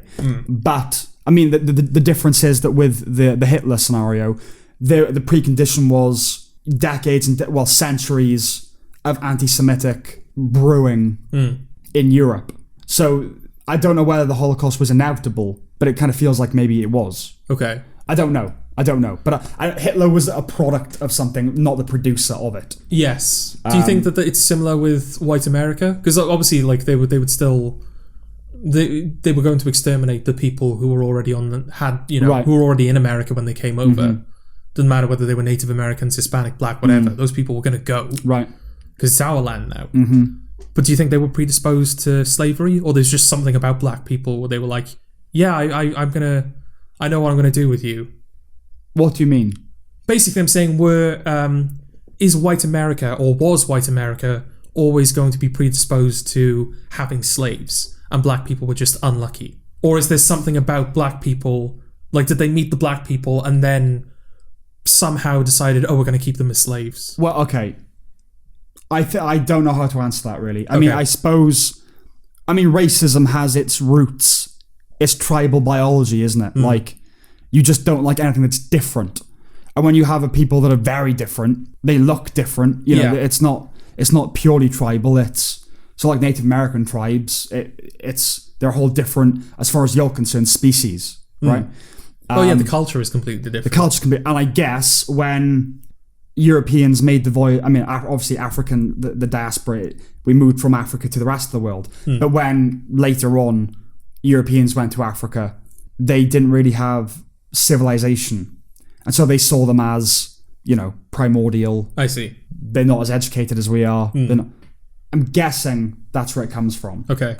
I could be wrong, but I don't think, other than Egypt, North Africa, I don't think there was any significant civilization. Oh no, this is not a well-rehearsed conversation. No, this is pure speculation. Yeah, it's just a question of curiosity, not of, you have all of the answers, tell me the answers, Sam. Yeah. I'm just like, in your opinion, do you think that white America was always predisposed to having slaves? Well, obviously yes, because they did. Yes, but hypothetically. Well, I mean, in the hypothetical I proffered, I'm basically saying there's no racism, aren't I? Okay. So it's hard to really... I see. Okay. But yeah, my thinking is that we went there on ships and saw they only had sticks and thought, well, they're nothing then. Yeah. We can make use of them. Well, I'm just like, I don't know if it has any practical applications, the answer to that question. I don't know whether, like, white America was always predisposed to having slaves. Yeah. And black people were just unlucky. Therefore, that kind of puts a pin in the argument that, white people hate black people. No. I don't know if it's one of those situations where, like, no, you were just unlucky. It's not that we hate you. Well, we would have made slaves of anyone given the chance. Humanity is predisposed to slavery. Okay. Yes. Right. Not just white people. Oh, yeah, we can't deny... Yeah, we can't ignore the fact that slavery does still exist in the world. Still exists in the world. Just not in the white world, really. Yeah, not really. No, not at all, I don't think. Human trafficking, I think, is still a thing in the white world. Yeah. Of course. But slavery is definitely a thing in lesser developed parts of the world. Yeah. Yeah. I think every civilization has had slaves. Okay. Pretty much. I think the Greeks had slaves. Enlightened, you know? But the Greeks were gay as well. And? Well, they were... it wasn't necessarily that they were gay. It was that being gay was... like if it, moral it was good. Yeah, it was considered like a privilege to sleep with your fellow man. Literally. Yeah, genuinely. So does that mean by modern standards, does that mean the Greeks were okay? Because like they kept slaves, but also they had no problem with like fucking dudes. Well, I mean, as far as historical civilizations go, yeah, it's hard to beat the Greeks. They weren't. No, I know. They objectively, were imperfect, obviously. Yeah, the Greeks are probably. Well, that's probably they gave us the most. This right, is what's Greeks. interesting about it, isn't it? Like, I don't. This is not like 100% verified. I'm pretty sure they had slaves. I think they had slaves. Okay. The Romans did. Yeah. Let's assume the Greeks had slaves. Okay. I really don't know. But let's assume, just for the sake of this argument. argument. You'd think, like, because the Romans gave us things practically. Like, we got roads out of the Romans. Yeah. They were good for us in a practical sense, but the Greeks gave us, like, maths and science and thinking, basically. Logic. Yeah. They invented logic. Yeah. So you'd think that a people that enlightened would be above slavery. Mm-hmm. Slavery did, it did exist in Greece. Okay. Just not as immense as in Rome. Right. Yeah, so it's interesting, isn't it, when you think that by like a Judeo-Christian morality, like the Greeks are more enlightened, and then we regressed into, you know, homophobia and all that sort of stuff. Yeah, and yet they still had slaves. So even for a comparatively enlightened group of people, even they had slaves. Yeah. So that shows how trenchant slavery is. Well, there's slavery in the Bible, right? Well, yeah, I mean, it's condoned. It is condoned, but the Bible... It's a part of life. It is condoned, but the Bible is like the moral, like we should all aspire to the Bible, right?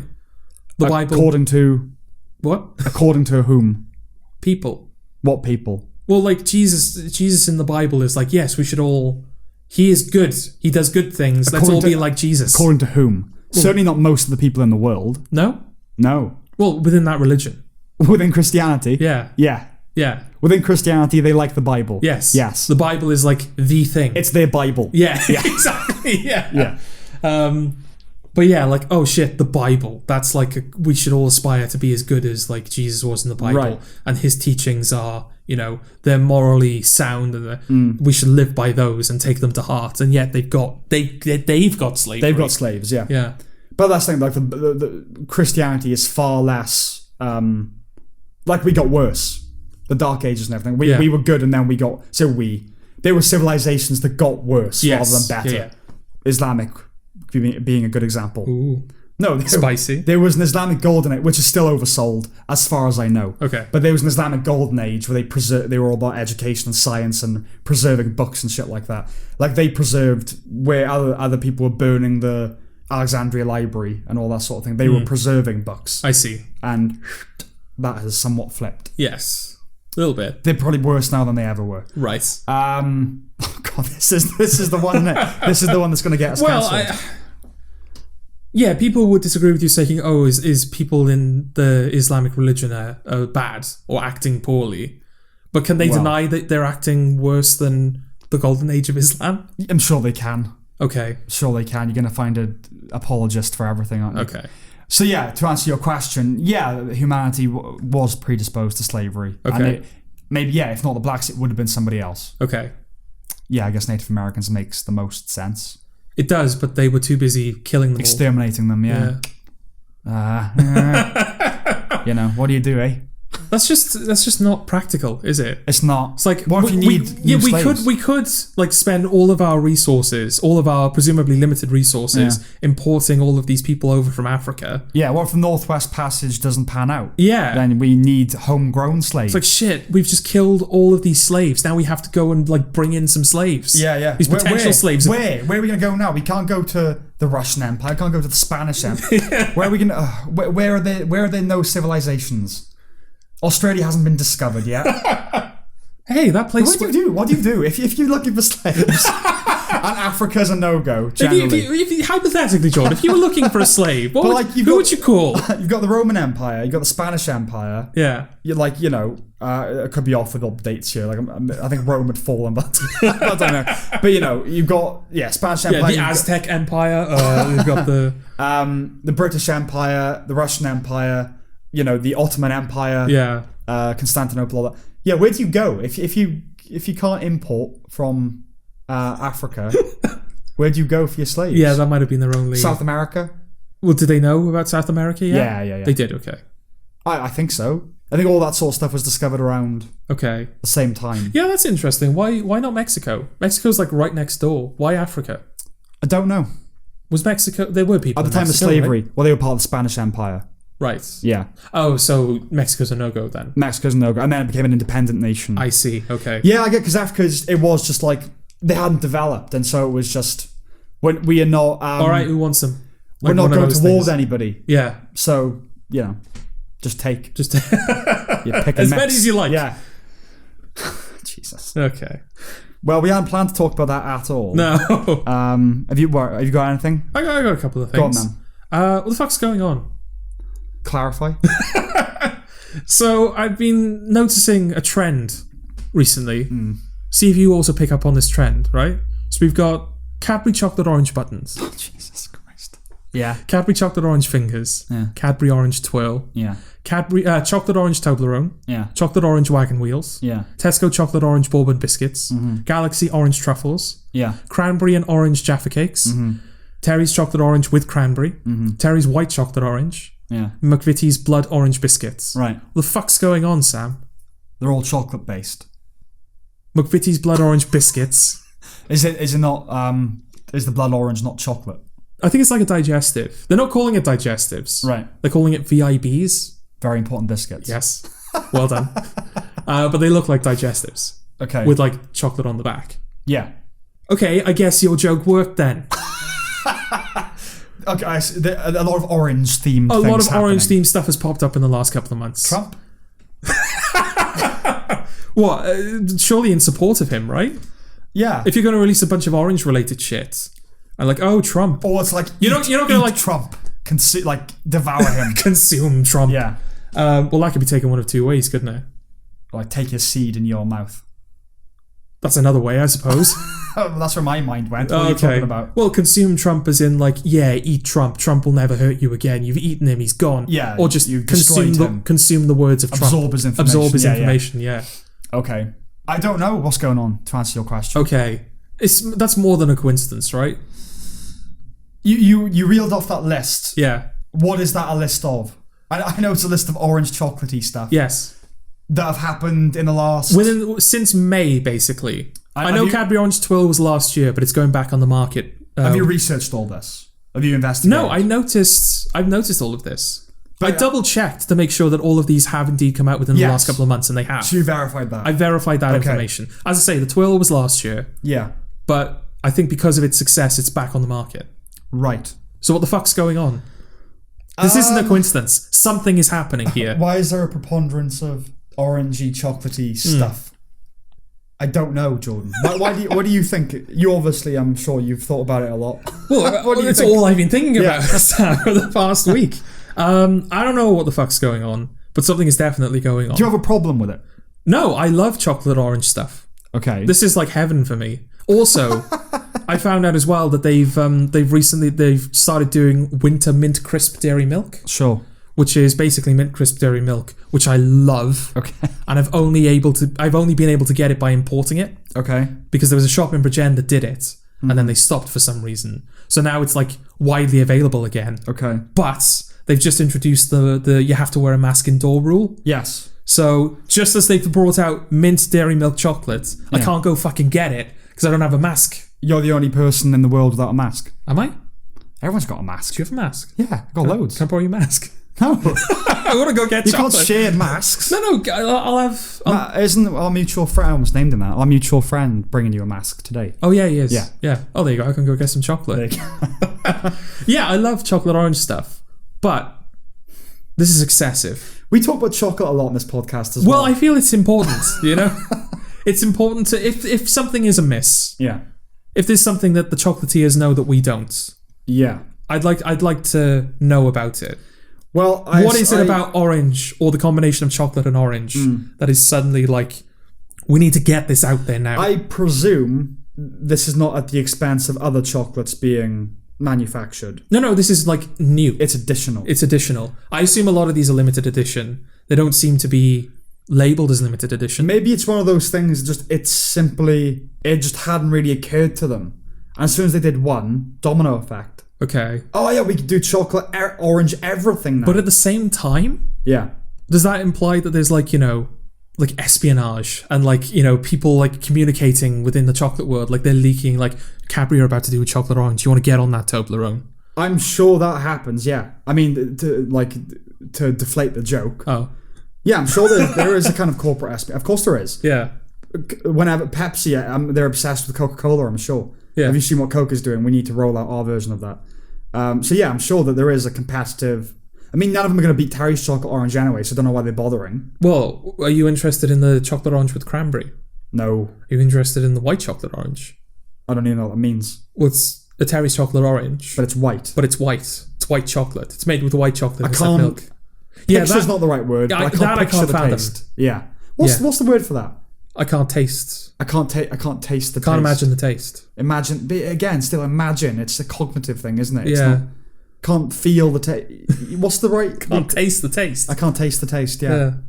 Another gap in language that I'm sure you'll be able to. Okay. We haven't had a Sam's Lexicon for weeks. We haven't. No, that's true. We're long overdue for a Sam's Lexicon. This doesn't have to be the one. No. Just it feels like that's a good one. I can't something the taste. Yeah. Yeah. Not tingle. Salivate. Can't salivate the taste. Because there's a sensation, right? You get like a sensation, almost like a when you sit on your hand for too long and you feel like white noise in your hand? Yes. Like that on your tongue? Yes. What's that? When you taste something. No, like it's almost like pre-taste, isn't it? It's salivating, isn't it? Yeah. Yeah. Do you get that actually? I find that when I'm like in the mood for something, I can taste it. Not necessarily in the mood, but if I'm about to eat something that I'm anticipating, that I'm anxious to eat, then I kind of get memory memory sweat. That's generally how I decide what I'm going to eat today. It's like it's what you taste in the morning. Yeah. It's like you're what's the word? Oh, again, we're forgetting words all over there. Where all the sensations are blended. Where you hear taste and you feel colour. Oh, right, I know what you mean. What's that? Oh, I don't fucking know. Right, keep talking. Eddie, come back. Yeah, that's generally how if I'm like, I've woken up and I've done my teeth and I'm like, I'm up and I'm ready for today. I can taste burger. I'm going to have a burger today. Maybe you've got a tumour. When I say taste, it's synesthesia, yeah. It's not as strong. Yeah. It's the sort of, it's the memory of a taste. It's the impression of a taste. Well, taste, it has the... It's the gap that a taste would fill. Yeah. That's what I get. Taste is the best evoker of memory, isn't it? It's the most powerful sense connected to memory. I thought smell was. No, it's taste. Oh, really? I think so. Okay. I genuinely would have thought smell. It might be smell. Because if you smell anything like cinnamony or minty, I'm like, ooh, Christmas. Immediately, Christmas. Yeah. Oh, yeah, it is smell. Okay. Yeah, okay. Well, smell and taste are close bedfellows, yeah, close bedfellows, yeah. You taste because you can smell, right? Or can you smell because you can taste? I don't know. Okay. I mean, your taste buds probably aren't activated when you're smelling I've heard that, like, if you're, like, downing a drink... Yeah. This is what I was taught in university. Yes. If you hold your nose while you're downing a shot, you can't taste the shot. Oh, yeah. Yeah, maybe then. Maybe. Okay. But I'm sure that your taste buds aren't doing any work when you're smelling something. Yeah, so it's probably you can taste because you can smell. Yeah. So yeah, whatever you're up to, chocolate industry, I'm on to you. But you're happy about it. I'm happy about it, but I'm suspicious. Conspiratorial, and you're like, why aren't you rejoicing? Well, why? Why are they giving me exactly what I want, Sam? What do they know what that I don't? You can see a psychologist, I think. Because I definitely... Do they know how 2020 is going to end? And they're just like, right, let's just give him what he wants. Treat. He deserves it. Given what the horrors that lie ahead. I have a similar thing where if things go well for me, I get suspicious. Okay, well, this is my version of that. It's your version. Just take it for... Don't look a gift horse in the mouth. I would just accept it. I'm accepting it. Yeah. But I want to know why. Is it You're wrong? Accepting it is it wrong to not? Is it wrong to want to know why?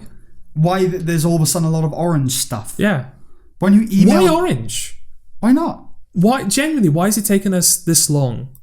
What were the Cadbury orange products preceding this? There was the twirl last year. Okay. And then a couple of years ago, they had those, like, you can choose which flavour you want to keep. And it was coffee, raspberry shortcake, and orange shortbread. Okay. Which was the best, and it's gone. Okay. And because nobody, like, coffee won, right? Okay. That's the worst, right?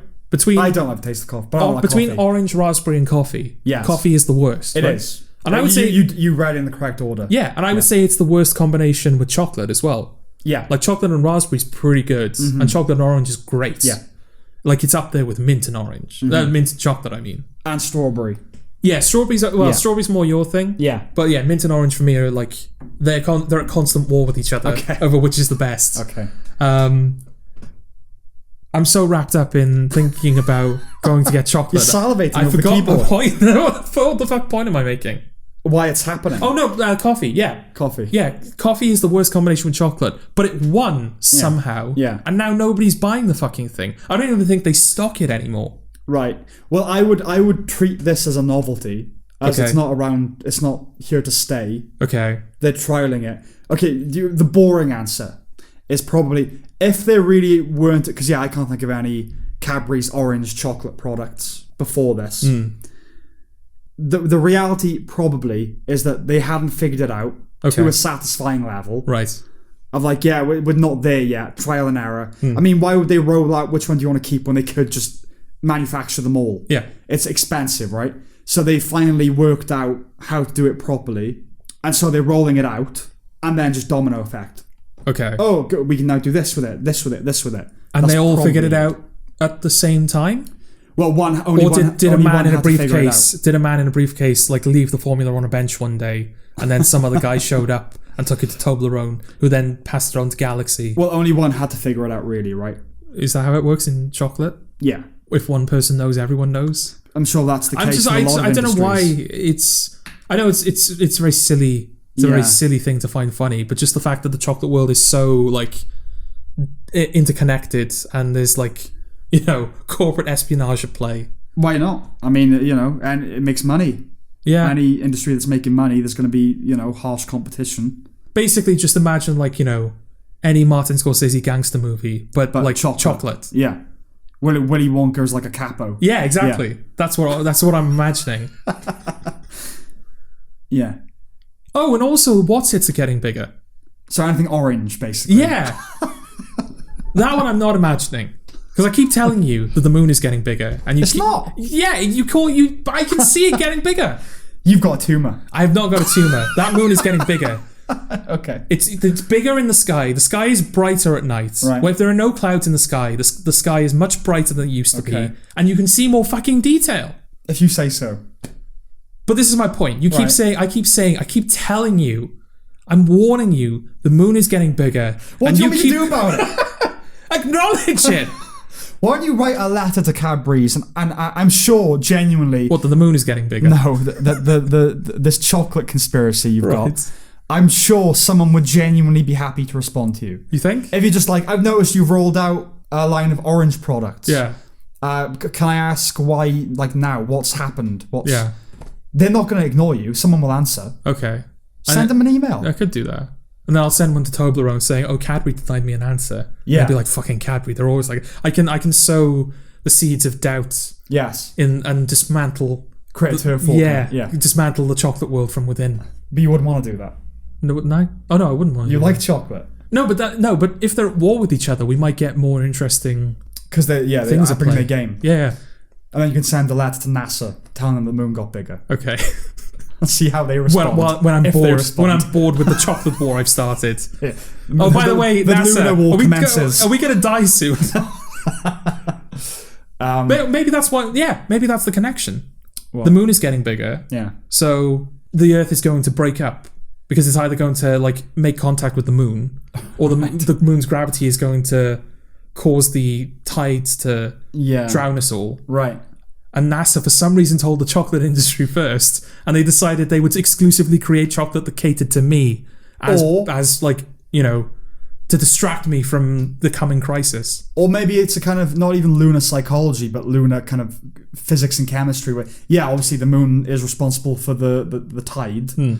Maybe it also... It inflames a part of the cerebellum that is concerned with chocolate and its orange properties. So maybe, in fact, the moon's got bigger... Everyone's thinking, why can't we have buttons that are orange?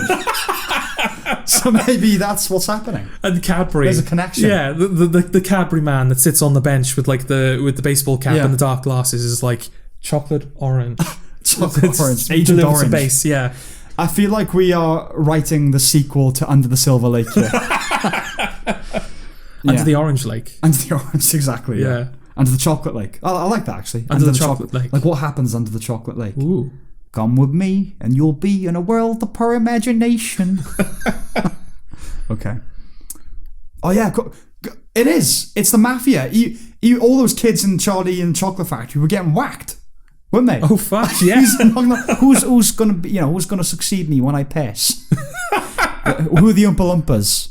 Or are they like... they'd just be as soldiers, wouldn't they? Yeah. Yeah, there's no... it's just... It's you've got like the capo. Yeah, that's Willy Wonka. And then you've got like his men. Yeah. And then underneath those men, you have the soldiers. Yeah, the associates. And that's what they would be. Slugworth would be as consigliere. Yes. Yeah. I quite like this. Chocolate Wars, yeah. But like styled as a mafia thing. Yeah. Because they're all fat as well, so it oh my does God. kind of work. Oh, it's all just fitting together too perfectly. Yeah, exactly.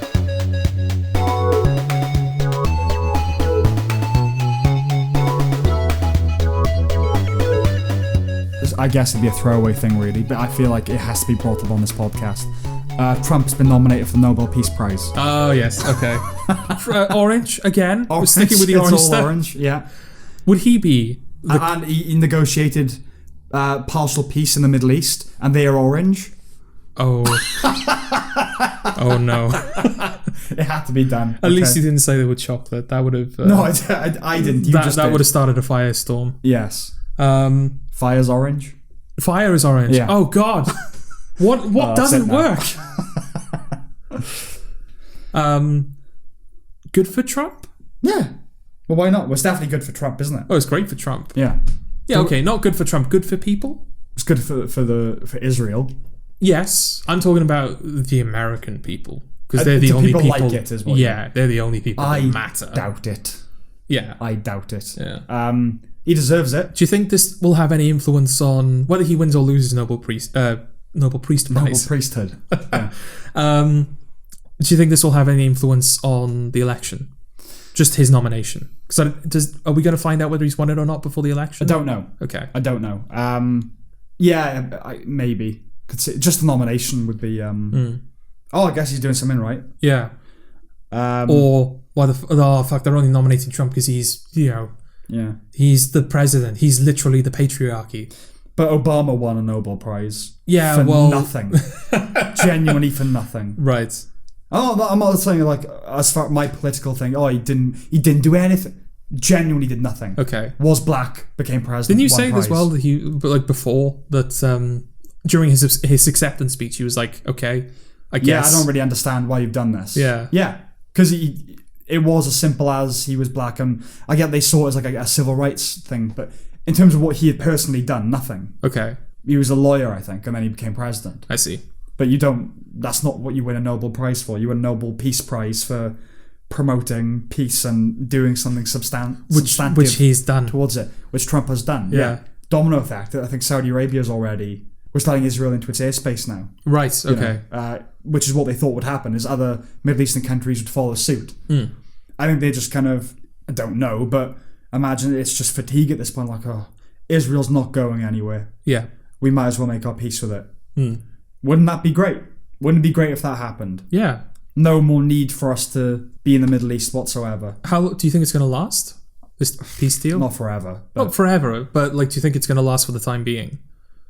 Yeah. You don't think within the next couple of months it's all going to break down again? No. Okay. Because you do know that, if this peace deal breaks up 80 years from now, it'll still be Trump's fault. Oh, of course. Why didn't Trump broker a peace deal that was going to last? That's interesting. How long is Trump going to get the rap for things going wrong in America? I think the next 10 years, certainly it's a consequence of things he put into effect. Exactly, Yeah. Whoever the next president is, I think even if he's another Republican president, nothing he does will be wrong because it's all Trump's fault. Oh no, if it's Republican, it'll be his fault. No, I think people hate Trump that much. I don't think so. I genuinely do. They hate him, obviously, but I think if another Republican president gets in, it'll just become his fault. or her fault. No, I think people will still hate Trump. I think they'll still attribute they'll problems still to Trump. hate Trump, but I don't think you get they hate Republicans. So I know they hate Republicans, but I think the hatred for Trump is such that people would blame him, or they would say like, "Oh, well, this was a Trump policy." I don't think so. No. Nah, I think they always need a new person to hate, don't they? Okay. And so when he goes, if it's another Republican, it'll just be that person then. Right. Oh, I'll hate this guy now, you know. Yeah, good for Trump. Read about what he's done, actually read about what's happened, and then decide whether you think he deserves it or not. Okay. Do you? Yeah. Okay. Yeah. Do you? I don't know what he's done. Okay. You've told me what he's done. Yeah. But I don't know the minutiae of it. Well, okay, the macro of it is... I don't know the minutiae of it, but the macro Okay, of the it, macro. I don't know the details. Yeah. I was trying to sound intelligent. Okay. Before we are doing a podcast. He brokered a peace and trade deal between the United Arab Emirates and Israel. Okay. And that has now created a domino effect where other Middle Eastern countries are jumping on board. Right. So it might create a kind of peace in the Middle East. Okay. It won't last forever. No. And there's always going to be some... Yeah, and there's no guarantee that everyone will agree with that. No, but it's barely fathomable, you know, in the context of... Because let's face it, it's a shit show, all that. Yes. So the fact that something's happened that's optimistic, things aren't just getting worse all the time, which is what the world has kind of felt like for the past few definitely. years. Nothing ever gets better, it just gets worse. Yeah. And that everything. Yeah. It's good that has changed. It looks like a light, a small beacon of hope. Yeah, from Trump of all people. From Trump. So good. Okay. I had a paramedic here the other day. Oh, okay. You okay? Well, no. I mean, yes, now, but okay. It was for me. I woke up and was shaking violently, as if I was like been bitten. And was like an infection was setting in, kind of thing. Right. For about an hour, like that. Okay. So I thought it warranted a paramedic. The same thing happened that always happens. He came, did all of it, like blood pressure, perfect, everything perfect. The annoying thing is, right? Because I don't want to like go on about it, but I've been like unwell for like 2 years basically. Something's been wrong. But whenever I get tested for anything, not only is it you're fine, it's you're ideal. So like I'm like quite a big guy, and he took my heart pressure and everything, my blood pressure rather, and my heartbeat. And in the time he was here, he said the rate at which your heartbeat is settled is that of an athlete. So it's quite annoying. God, that must be depressing for athletes, mustn't it? Exactly. The amount of effort they've put in, and then here's you surrounded by pizza boxes and Chinese containers and like ham sandwiches, partially eaten ham sandwiches. I haven't had a pizza in a very long time. Okay. Or Chinese. Do you know, come to think of it, neither have I. Chinese I have recently. Okay. Pizza I haven't. We should get pizza. We should get... I have sandwiches all the time, but yeah, we should get pizza. Yeah. But anyway, so it was a very typical thing, but it was like very early in the morning. And so a weird thing, but as I woke up, do you ever get those things where you kind of wake up, but you're still sort of dreaming, so you kind of hear the end of a dream as you're sort of awake? Yes. Yeah. I had one of those. I'm useless for like the first 20 minutes after I've woken up because I'm still kind of asleep. Yeah. Basically. I don't know what the hell kind of dream I was having, right? I get quite vivid, horrific dreams. Okay. And it's kind of night terrors, but I don't like attack myself or anything. And I think it was like a weird ghostly kind of thing. And it's about someone called Mary, right? And Mary had died. Right. And I don't know what was going on, but as I woke up, I heard this voice kind of go like something about Mary. And then in my ear, a voice sounding exactly like this. She's still with you. Right. Quite terrifying. Yeah, a little bit. And that freaked me out. Because I was shaking as well. But anyway, that's just a bit of detail. So maybe there's some credibility to this medium business. That I've got the gift. Yeah. But I don't know anyone called Mary. You don't have to, do you? The thing about still is that she's been with me, and she's still with me. Well, maybe this message wasn't for you. Maybe it's for... Don't do that. Sam just like looked off to the side and jumped as though someone was there. Sorry. That's going to come back to bite me one day, because I'm going to laugh and then there's actually going to be something like... Don't worry. Why are you laughing? Yeah, I'm still with you. But yeah, maybe the message is for, I don't know, Jennifer, Mary's daughter or something. I don't know Jennifer either. Well, find one. Find a Jennifer. Is your mum Mary? Yeah, okay, she's still with you. Yeah, she's there. She's there. Wait. Is that how mediumship works? Do you have to know the person through which... No. You have to know the person to get a message, or can you just get random messages? So, according to mediums... Yes. Media, technically, we talked about that before. Yeah. No, you can... It can be anybody. I mean, that's the whole idea, right? Is that you get a family member and then you communicate with their loved one, their deceased loved one. So that happened, and then the paramedic was here, and he stitched me up. And so he said... I was kind of laughing politely at things he was saying, and he was talking about coronavirus. And he said, you gotta wear like these big hazmat suits and like the mask and everything.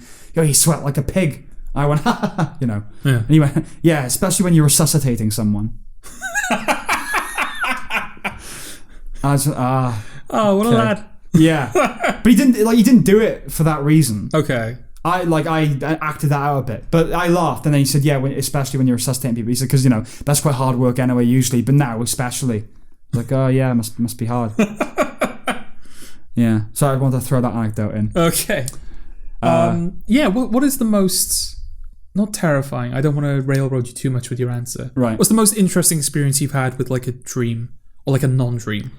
So moments like that where you've kind of woken up and you're still dreaming, or... I think you've been partial to night terrors in the past. Yeah. Most interesting experience. Or the most memorable one, I suppose. An experience where you think, oh yeah, that happened to me. That was weird.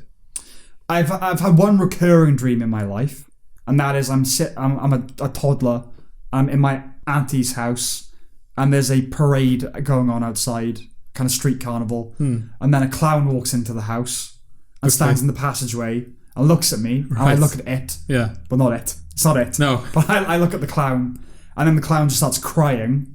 Oh my god, the day the clown cried. Yeah. But not like, not a scary clown, it's just a clown. Right. But it comes in and it starts going, like sobbing, and it's really upsetting.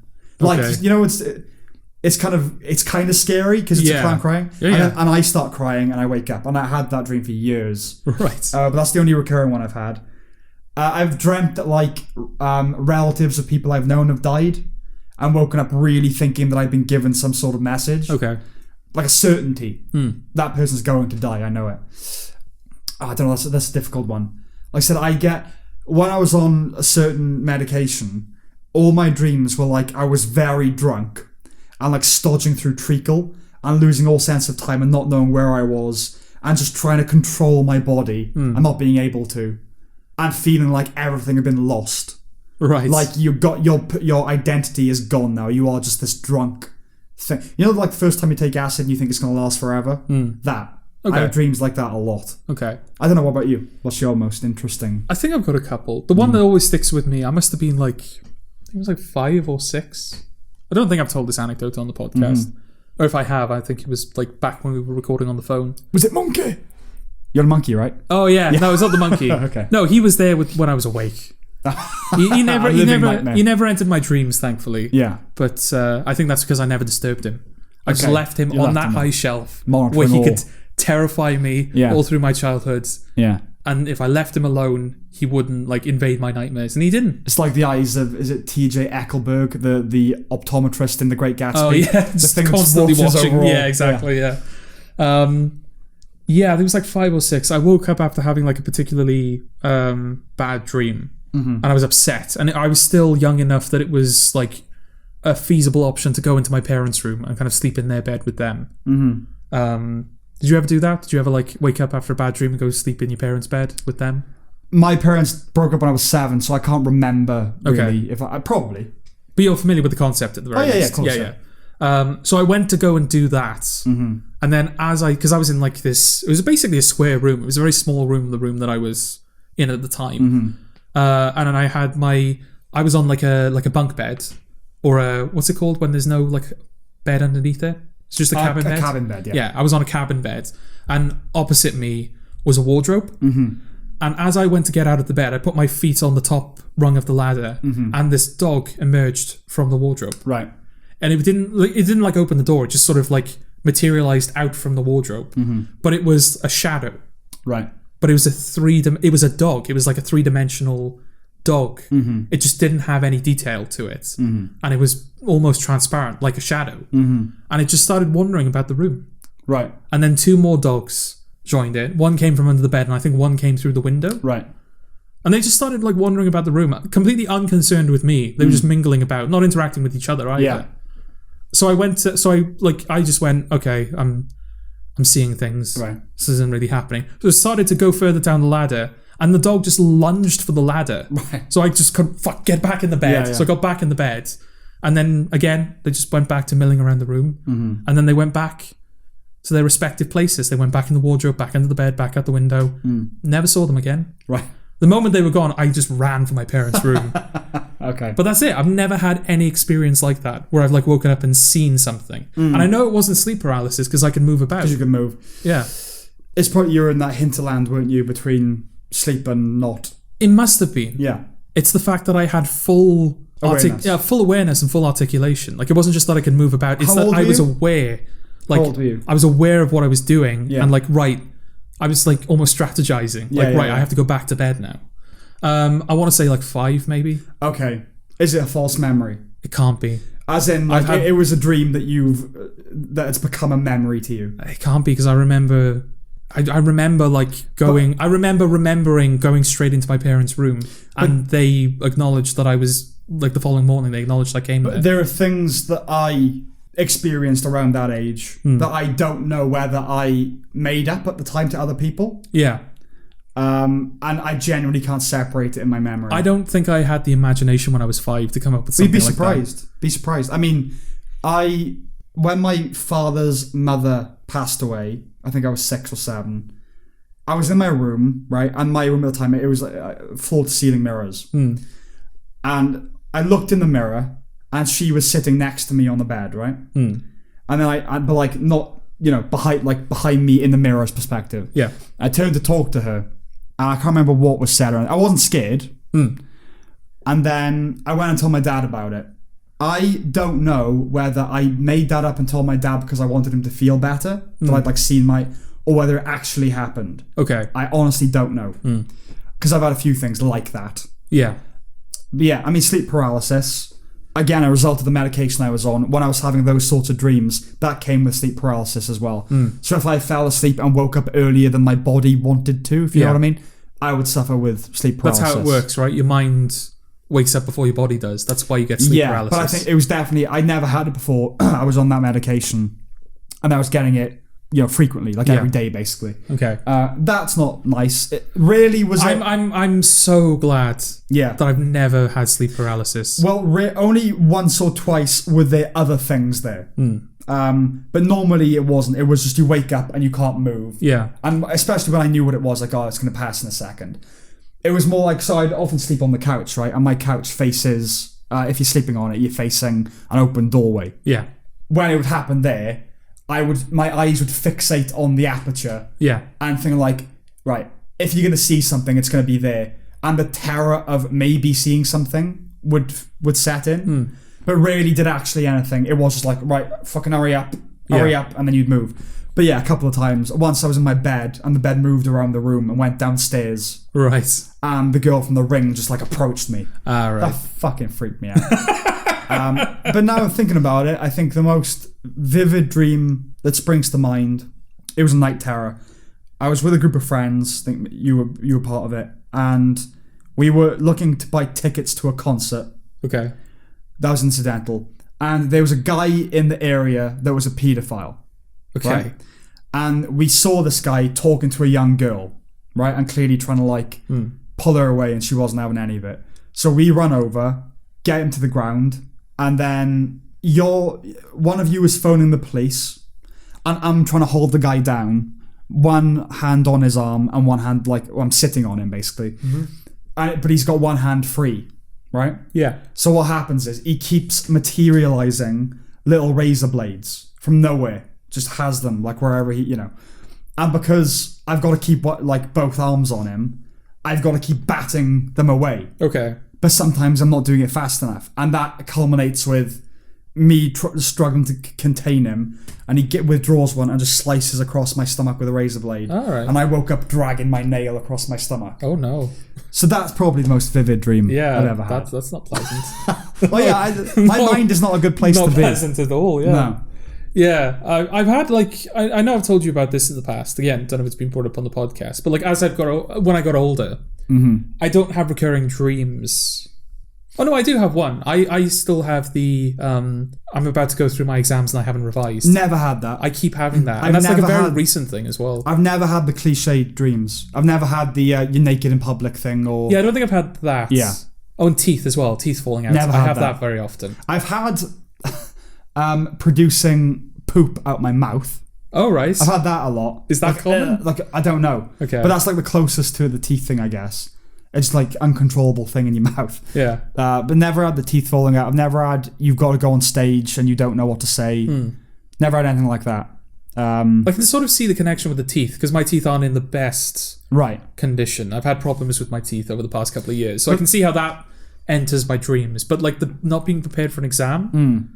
Like, I'm well past all that now. I don't know why that's... I don't think it's literally exams, is it? It's a broader idea. But it's always in school. It's not university. It's not like... It's always... We're back in... the gym. Yeah, we're back in the school that we went to. We're back in the same rooms. We're around the same people. Yeah. I'm doing the same subjects. And I haven't revised for them. It's your only exam experience, isn't it? Outside of, like, piano exams and stuff like that, yeah. That's probably what, then. You're drawing on that, aren't you? Yeah. I mean, I don't. I'm a bit wary. Like people talking about their dreams usually is like a for me. So I hope we're not boring the audience. No, I hope not, because it's so subject. Like who cares? Yeah, but I will say the recurring idea though that I have a recurring moment in my dreams, and I think this is interesting because it's usually when the dream is becoming absurd, or if there are details that don't make sense. Like I'm talking to this person that I haven't seen for years, or something like untoward is happening, like an apocalyptic event is happening. There's always that moment where I go, like in the dream, I stop and go, right, am I dreaming right now? And always, without fail, the question is no. The answer is no. I am not dreaming. This is actually happening. Right. Every single time. Okay. I find that strange. I don't know what that's about. Weird.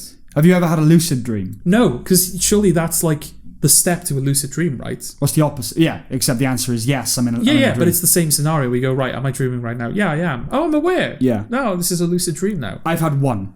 Okay. But it wasn't very powerful. It was annoying. It was like I was in an abandoned school. Yeah. A group of people kind of walked past, and then I realized I was in a dream. I was like, oh shit, it's fucking happening. Yeah. And then I was making things like rulers and stationery materialize. Right. Preparing for the fact that I was then going to make the girl I fancied materialize. All right. Of course. That's where you're going to go, right? I was like, okay, that's just like do these little things. But I have to make sure I have the necessary paperwork first before she turns up. It was literally just like, right, make sure that this is happening. Okay. And I was like, okay, ruler, and it'd be there. Yeah. And then, but as soon as I got to like that bit, okay, now focus on that, I woke up.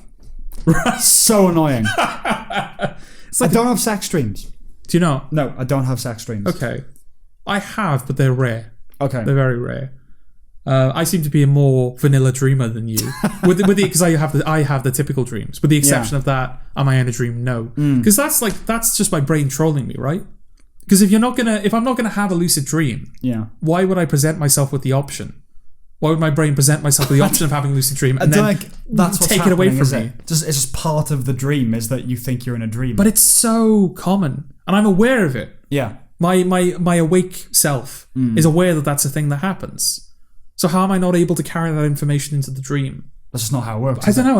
I just would have thought the frequency with which it happens. Yeah. My brain would go, oh, this is a thing that keeps happening. That's not how it works, though, is it? Is it not? No, because every dream you'd know you were dreaming. If you knew what a dream was, then you'd know the character of a dream is that you think it's real. Yeah. That's what it is. Yeah. So I don't think, I've taken in new information. Oh, it's not Inception. Yeah.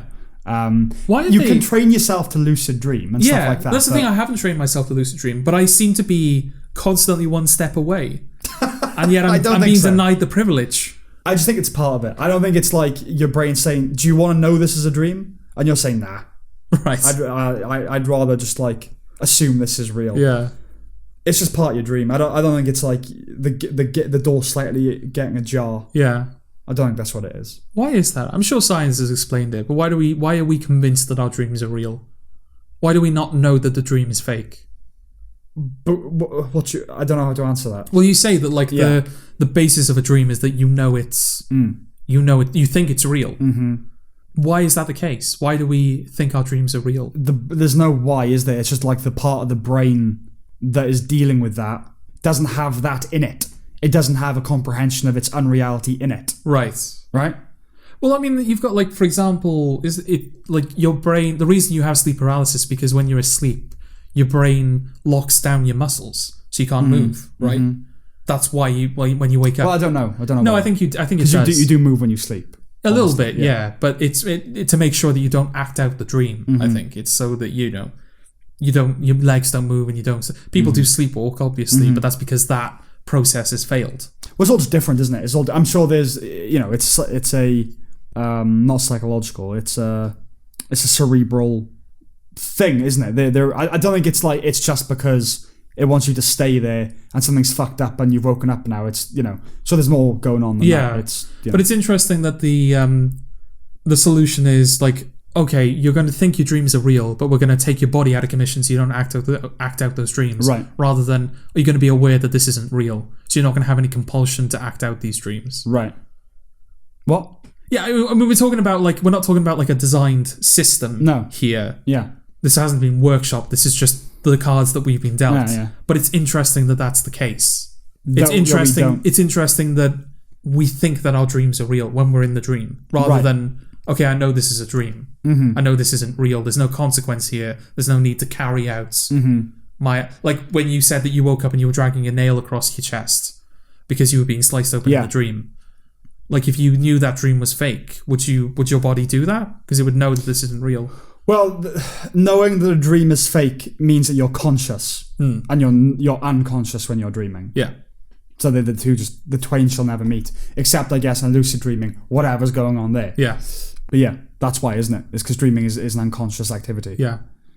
Answer that one. Dreams are weird. Dreams are weird. Yeah. Did you know that most people used to dream in black and white? No. I didn't know that. I didn't know that. I thought that was an interesting fact. Okay. People used to dream in black and white, and then after the advent of colour television, most people started to dream in colour. So it suggests a distinct connection between dream and film. Yes. Well, film has been called the ribbon of dreams. It has. Films are meant to represent what a dream feels like because in real life there are no cuts, and in dreams there are. Film is the closest art form to replicating the sensation of a dream. Okay, yeah, that is interesting. Because I think kind of bizarre though. Well, yeah, but I think the most interesting thing about that is that we see the world in color. Exactly, yeah. And yet our dreams were in black and white, which is what suggests that they are. Yeah, there's a relationship, a symbiotic relationship. Exactly, yeah. Yeah, that's cool. Yeah, I guess that's that. Yeah, but no, that was one of the that was one of those things where I was like, it's the first thing I've heard in a while that has made me go, oh wow, that's really cool. Other than everything's orange. Everything's orange, but no, that's like a genuine fact. It's like, oh shit, that's really interesting. I'd like to know more about that. Do you seek out interesting facts or interesting things? Not really. No, that's why then. Okay. I feel like you could have that experience most days if you went looking. Okay. But that is pretty interesting though, right? It is. As far as interesting things go, that's definitely up there. It is. It's interesting. Yeah, it's definitely up there with things that are interesting. Yes, it is. Yeah. I wouldn't say it's one of the most interesting things ever. That I've heard in a while, not ever. Yes, okay. Yeah. You got to bear in mind how few stimuli are thrown my way on any given basis. But they shouldn't be thrown your way. You should pursue them. Okay. Read a book. I can't. I'm too busy. You're not busy. I am. I'm playing Persona 5 at the moment. Don't you know what that is? It's a video game. Yeah, I got that much. It's very thorough. That sounds boring. It's a very thorough video game. I'm like 25 hours in. I don't even think I'm a quarter of the way through it yet. That's not thorough, is it? That's dense. Dense. Yeah. It's a dense game. Okay, what's it about? Well, it's a JRPG It's Japanese RPG. All right. Japanese role-playing game. Okay. How many words did you need to know? I knew RPG. Okay. All right. What? Rocket propelled grenade, right? Yes. Yeah. Yeah, they sell those for PS4, Yes. Xbox One, all those. Which I usually avoid those like the plague, because I like video games. You don't like chaps. Can I explain the game, please? If you want, yeah. Yeah, I usually avoid those like the plague, because like when it comes to me, like the video games I like are the types of games where it's like, right, there's some framing to this, there's some sort of framing device and story to this, but here's your primary gameplay loop, and here's like X hours of content, and just go. Right. Enjoy yourself. It's like Super Meat Boy, Doom Eternal, sometimes Sonic games, like games like that, where it's like, we have a little bit of a story for you if you want, but it's mainly just, here is the gameplay, go play the game. Yeah. I don't like JRPGs because to me, it's just a lot of faffing about. Okay. Because RPGs are typically very story driven anyway, and Japanese RPGs in particular, right, like are notorious for faffing about. And the problem with faffing about is I don't feel like I'm accomplishing anything. I don't feel like I'm going anywhere. You know, it's just like, oh, you can go and you can do the story mission, or you can go and meet Jeremy for a coffee and then go to the movies. And like, I just want to play the game. I hate RPGs. Yeah, I hate it. It's just like a complete sublimation, just sacrifice of your life. It's not. Like, I don't want to be a person in a video. Like, give me a story and a thing to do. Yeah, like it's not Mamorpica bad. I think they're the worst. They're like they're World of Warcraft, massive multiplayer online RPGs, where it is literally just grind. Yeah, just do the raids, do the battles, just keep grinding up your levels so that you'll become more proficient at leveling up. Yeah, I mean, it's literally just a black hole of the more you play it, the better you get at playing it. So you have to keep playing it, and by continuing to play it, you get better. It just keeps going and going. There's no end to it. What's Super Meat Boy? Is that the one I played? No, are you thinking of Thumper? No, Thumper's the one where you got to remember the pattern, right? Yeah, it's a rhythm game. Yeah, no, not that. The one that's like it's like noir-y, and it's got 40s noir jazz music over it. And it's just like a platform game. Cuphead. You're thinking of Cuphead. Cuphead. That's another one where it's like, here's your primary gameplay loop, go. See, there are games like that I like. Yeah. Innovative stuff like that. I do sometimes like experiential games. But my thing, as you know, is open world. I like having a story, a solid story. Yeah. But you can travel and there are other things to complete. Yes. But it is finite. Yes. You will 100% it within a week if you want to. Okay. I think that's why Persona 5 is working for me. Right. Because like the reason I bought it is because just the style of it. I think it's a gorgeous looking game. Because it's got this sort of comic booky manga cell shaded aesthetic to it. So it's very like bright and colourful and like, you know, comic booky and in your face. But also the music, it's sort of like this sort of rock jazz fusion thing they've got going on. Right. So just the style and like looking at it, I'm like, oh, that's really appealing to me. I'll give it a go, because I keep coming back to the soundtrack and listening to the soundtrack, and I keep looking at like the animation of it, right? And it's all very appealing to me, so I'll give it a go, right? But the thing I like about Persona 5 is it's sort of, when I said it was very thorough, what I meant was everything feels like it's connected. Okay. So by sort of because he's a good man and thorough. Go on. What's that? It's a Big Lebowski reference. Oh God, I thought that was Silence of the Lambs. That is the voice I did. Okay, because we watched Silence of the Lambs recently. Did you? Yeah, so I was like, if he's doing a fucking Silence of the Lambs reference. I was thinking about Anthony Hopkins earlier. No. And I was thinking about that, about how they maybe that's what it is. Maybe the chocolate thing isn't espionage. It's just, they all just randomly thought coincidence. It is literally, they all just thought of orange. The lockdown pattern. Yeah. Lockdown deja vu. Yeah. Yeah. Lockdown vu. Lockdown vu. But yeah, like, if I explain one thing, I feel compelled or I feel it necessary to explain another thing to give you context. So everything does feel like it's connected, which is nice. Because one of my problems with Fallout 4 is it felt like there was just stuff. It didn't feel like anything was connected. I could just do the story. I could just live on this farm for an infinite amount of time, and I'd be playing the game correctly. But there are things that you can miss as well. Like you are denied of certain experiences because you played a certain way. Yes, exactly. I don't like that. No. If you play a game and you're beating it, you're completing the missions, there's nothing that should be that you shouldn't experience. You should get to experience the full breadth of, Yeah, exactly. The only thing I can think of as far as open world games go is you can get like alternate endings to GTA. But as soon as you do that, the others are options for you to just play. That's good. Yeah. I like that. Yeah. But like, Fallout 3 I played. And I did really like it, but I liked it for its aesthetic. But the fact that you can go and do things that you're not ready for yet, and the game won't tell you you're not ready for it. Yeah. It's like, where am I supposed to go then? I don't know where I'm supposed to go. Persona 5 does sort of have the opposite problem where it doesn't leave you the fuck alone. Yeah. When it does leave me alone, I'm really into it. I find it quite absorbing.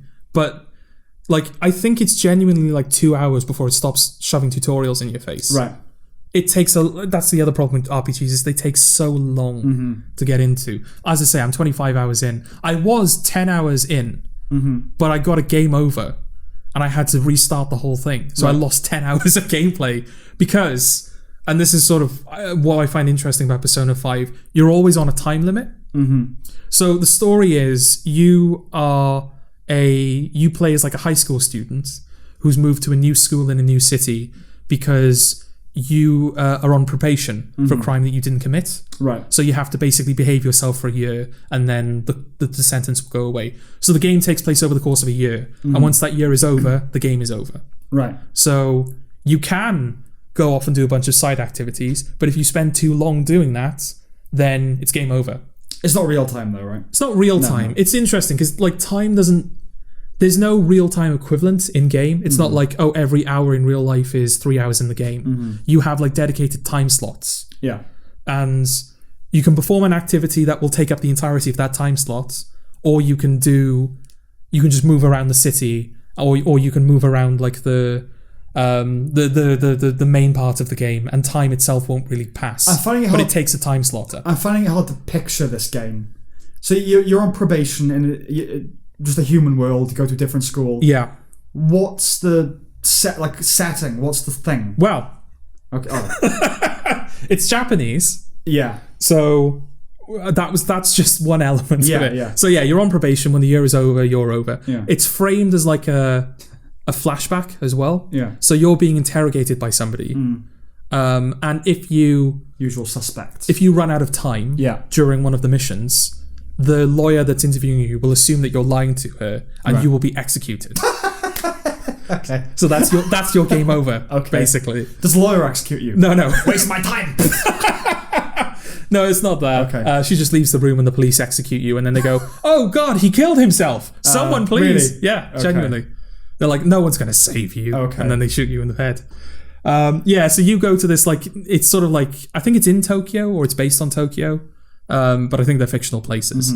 So you go to this new school, this new city, and you find out that you have the ability to enter palaces, which are basically they're physicalizations of evildoers' hearts. Okay. So you can enter the palace. When you're in the palace, you find out also that you have the ability to conjure personas, which are basically like your soul as expressed as like these Pokemon type creatures. So they kind of fight alongside you in battle. So the through line of the game is you basically accrue like this group of people that work at that like go with you to high school and like people that are out in the world as well.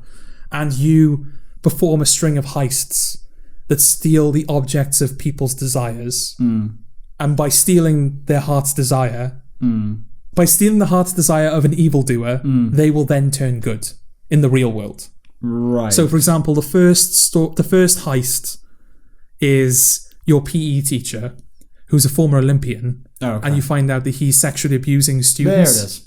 Yeah. And physically abusing his male I was going to students. say, so I'm picturing, you said it's like, thematically a palace that represents their heart. Yeah. So in the gym teacher's heart, does he have like a swimming pool that's filled with chloroform? No. It's a castle. It's a castle? Yes, because he sees himself, because he's a former Olympian, he sees himself as like the king of the castle, and all of the students are his subjects that he gets to abuse. But what I'm saying is sexual assault in the aesthetic of the castle? Do you know what I mean? No. As you get closer to the throne room, you get like the pillars are sort of constructed out of, they look like women's bodies. Okay, but he doesn't have like Like he doesn't have like a rape room. A walk-in closet that's just all torn panties. No. Okay. Well, they missed the trick. I wouldn't put it past the Japanese. to have at least they considered sell that shit. Yeah. So yeah, that's like the first heist. So you have to steal, I think it's like a crown. So you steal the crown, and then the real life equivalent of that person turns good and confesses to their crimes. I think they explained it. Alec, but I've got 25 hours worth of dialogue to remember. So I is it like? Well, it sounds Inception-y. Yeah, there's definitely some of that in there. It's sort of Inception meets Pokemon. Right. And then on top of that, you've got like the real life stuff, because this is what I mean by everything feels connected. In real life, obviously you have to keep going to school, but also so you have to like do your exams and everything. But also, if you form connections with people, so if you make friends with people in the real world, they'll become more proficient in combat. So this is open world, right? Ish. Okay. Yeah, no, I suppose it is open world, but it's sort of like half of it is set in the real world, in which it is kind of, it's sort of like a bunch of mini open worlds that are connected. Okay. And then you've got the palaces and mementos, I think it's called, which is like the collective palace of everyone's subconscious. Okay. That's called like the metaverse. So you've got real life and you've got the metaverse. Right. The metaverse is kind of like a sort of like a Zelda type thing, where it's like a dungeon that you like travel through and it like loops back on itself. Right. So it's one interconnected location. And then real life is just a series of mini open worlds. Okay. Where you can travel around and talk to people. But like I said, so if like you go to the doctor, for example, and take part in like a clinical trial, then the evening will pass. Right. Even though traveling to the doctor takes no time at all, the evening will then pass. I'm still finding it a bit difficult to picture it. I think I'd have to look at it. It must have been a fucking nightmare in development for them to keep track of all, because that's sort of what's amazing about it, is that all of this stuff doesn't just fit together, but it's once you get past the initial hurdle of, oh shit, I have to sit through like 3 hours of tutorials. It is all pretty understandable. Yeah. And it all flows together pretty well. For example, in combat, when you're fighting enemies, if you stun all of the enemies, you can enter negotiations with them. Right. So you can negotiate with them and get like money or items, or you can even like adopt them as your own persona. Right. That's like on top of a battle system that's basically like Pokemon. Okay. There's a lot going on. I'm also assuming this isn't the 5th in the Persona series.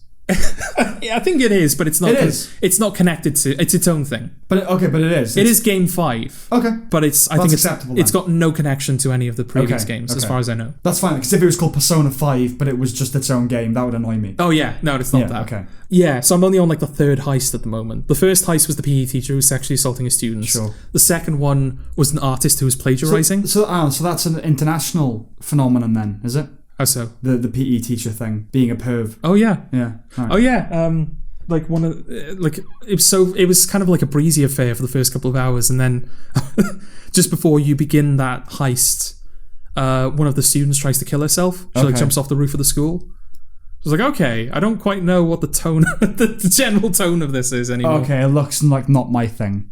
Okay. I'm getting a few screenshots. It looks way too much. Oh, there's a lot. Yeah. Way too much. There's a hell of a lot. I don't know what the hell's going on with the style of animation. It's so bizarre. It's Japanese, isn't it? But yeah.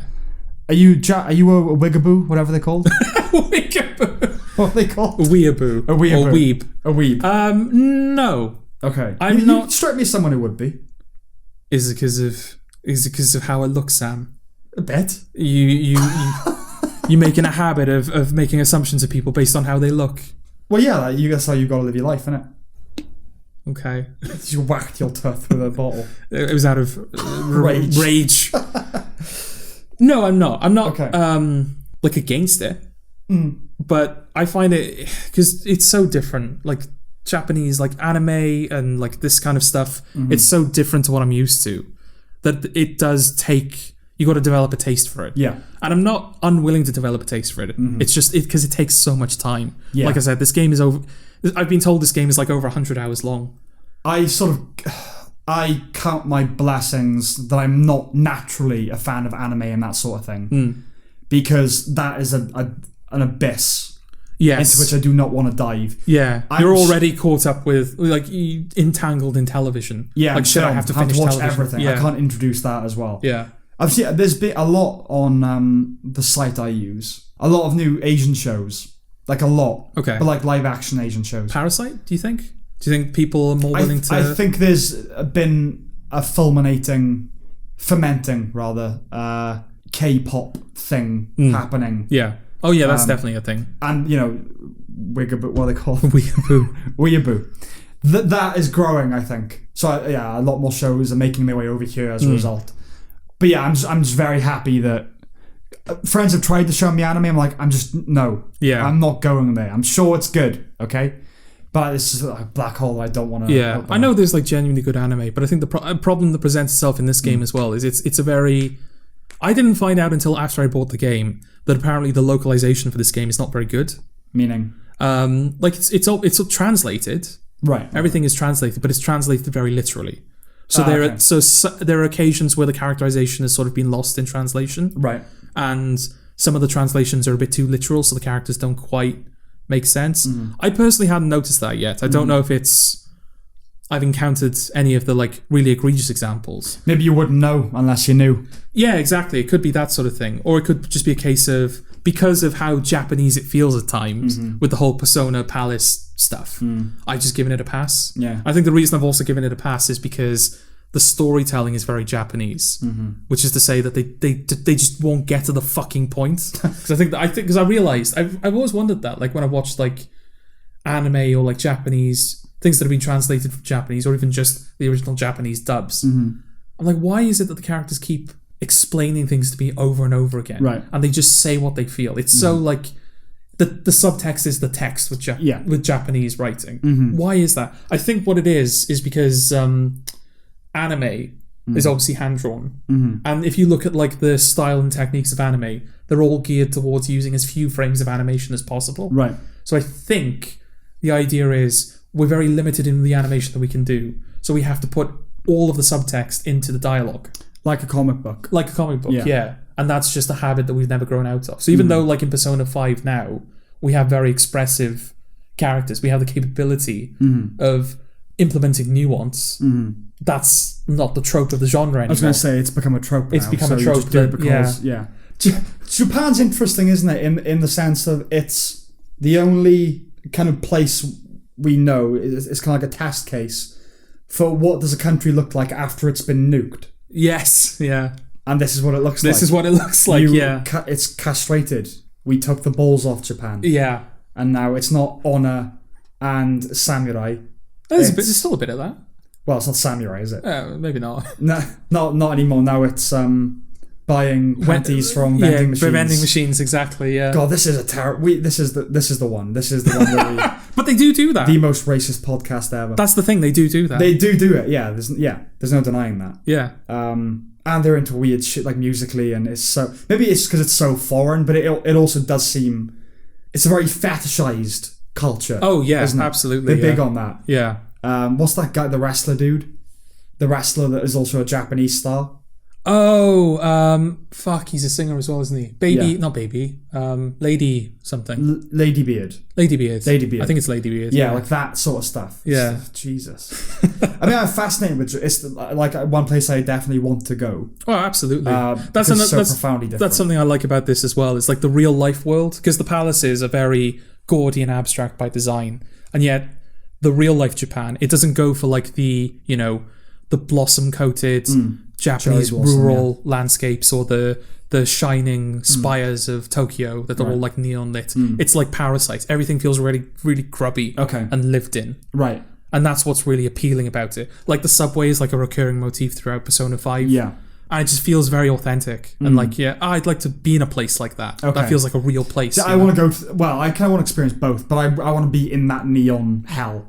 I definitely want to experience Tokyo at some point. My reaction is I always think of that scene in Lost in Translation where he's on. Have you seen Lost in Translation? Yeah. Where he's on the exercise bike and it's going too fast and he's just like, help!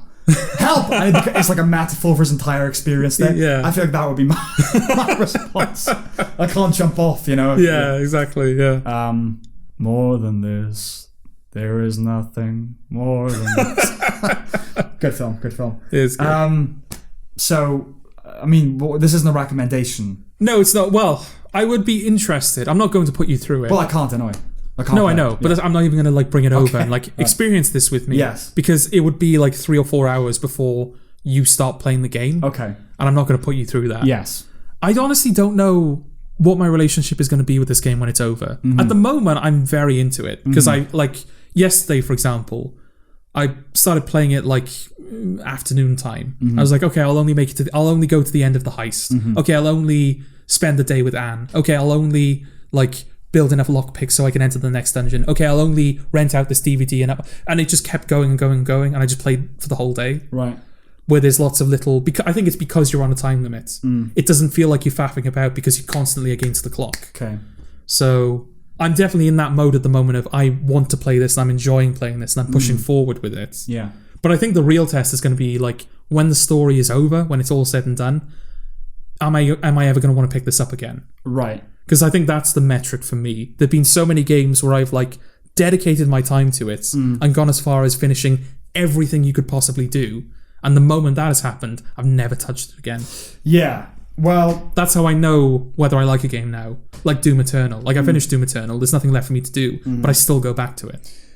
Different kind of game, isn't it? I mean, you know, I imagine when you finish this, even if you enjoy it, it's going to have to be a while because of how dense it is. Yeah. We've got a friend who plays RPGs a lot and will finish and just start again. That baffles me. Oh, yeah. I don't know how you could do that. The Witcher, I think, is the big one. Yes. That's an RPG, right? Yeah, that's an open world RPG. Open world RPG. Yeah. I've heard great things about The Witcher, but... Yeah, not like consecutive plays. Yeah, games like that, and Red Dead 2 in particular, like they intimidate me.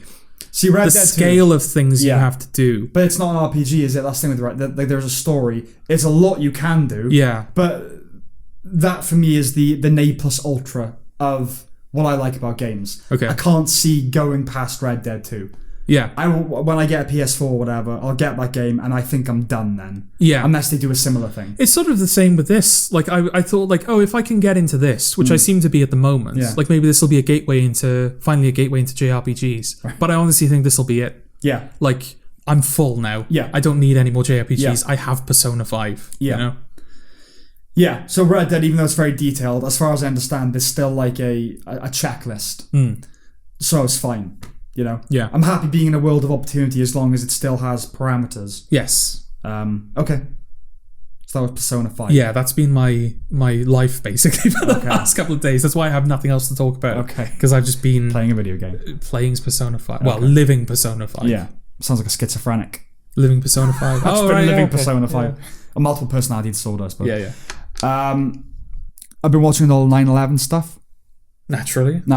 We're recording this on the 15th of September. Yes. It'll be with you the weekend after. Yeah. Every year I kind of do it. I sort of re-engage with all the material. Howard Stern, famous American DJ, was doing a show as it happened. And there was someone who put up on YouTube, I think it was like 3 or 4 hours long, the channel that they were watching in studio and kind of splicing it together, putting the audio over the live feed. I see, okay. To see what they were responding to. And like all the way, it starts off with a news show, and I think it's really ominous, isn't it, at the end of it?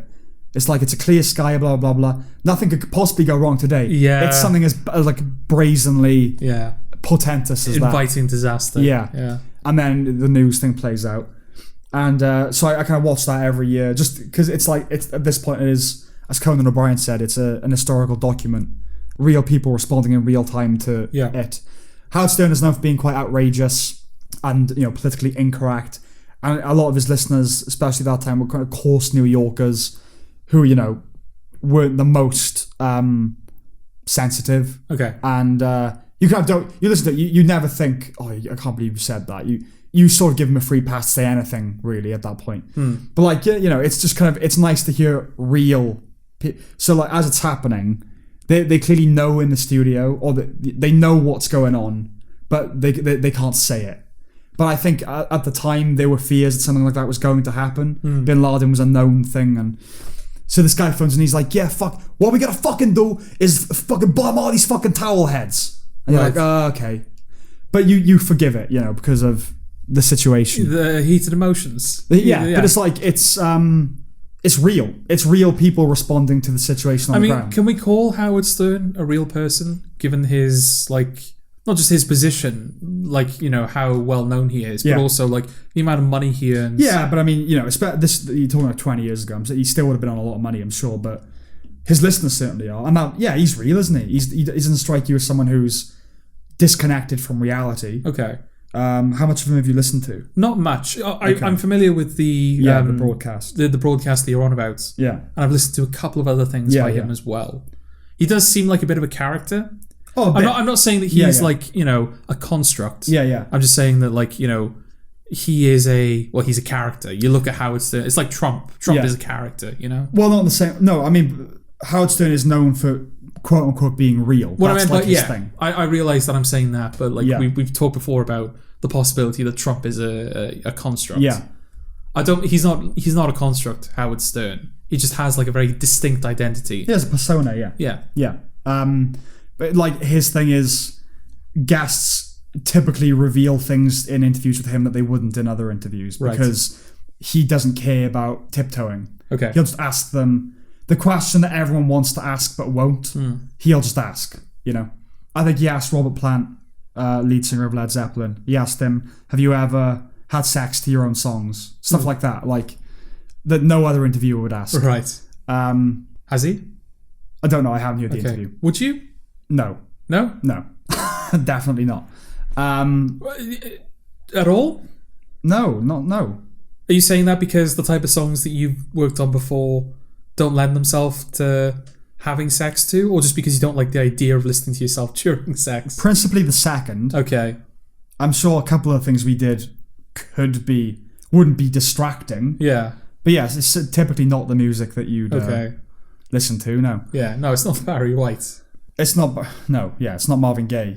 Yeah, so he's being real is his thing. But anyway, so I watch that every year. I read up on it every year, like exactly what happened, and I rewatch United 93.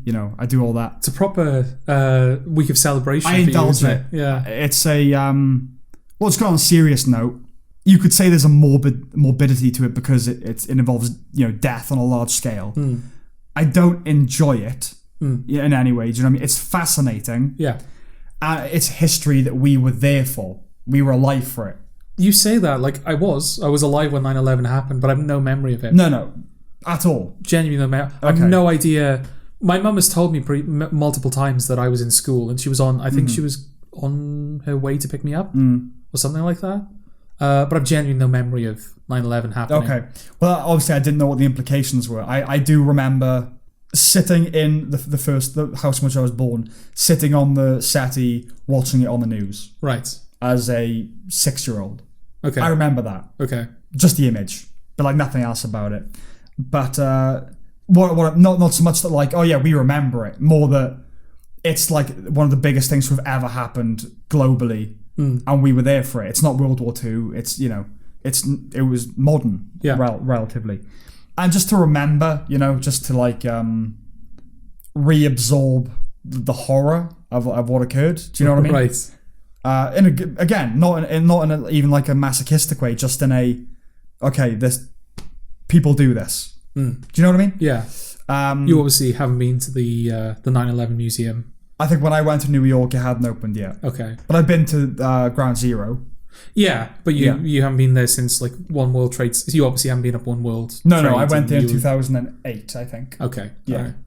Yeah, that was quite an experience. I mean, the tower itself is quite impressive. I think we went up at the perfect time because what they do, I think I've said to you before, you go in a lift, and then as the lift is ascending, they've got screens on every wall of the lift where you can see as you're ascending.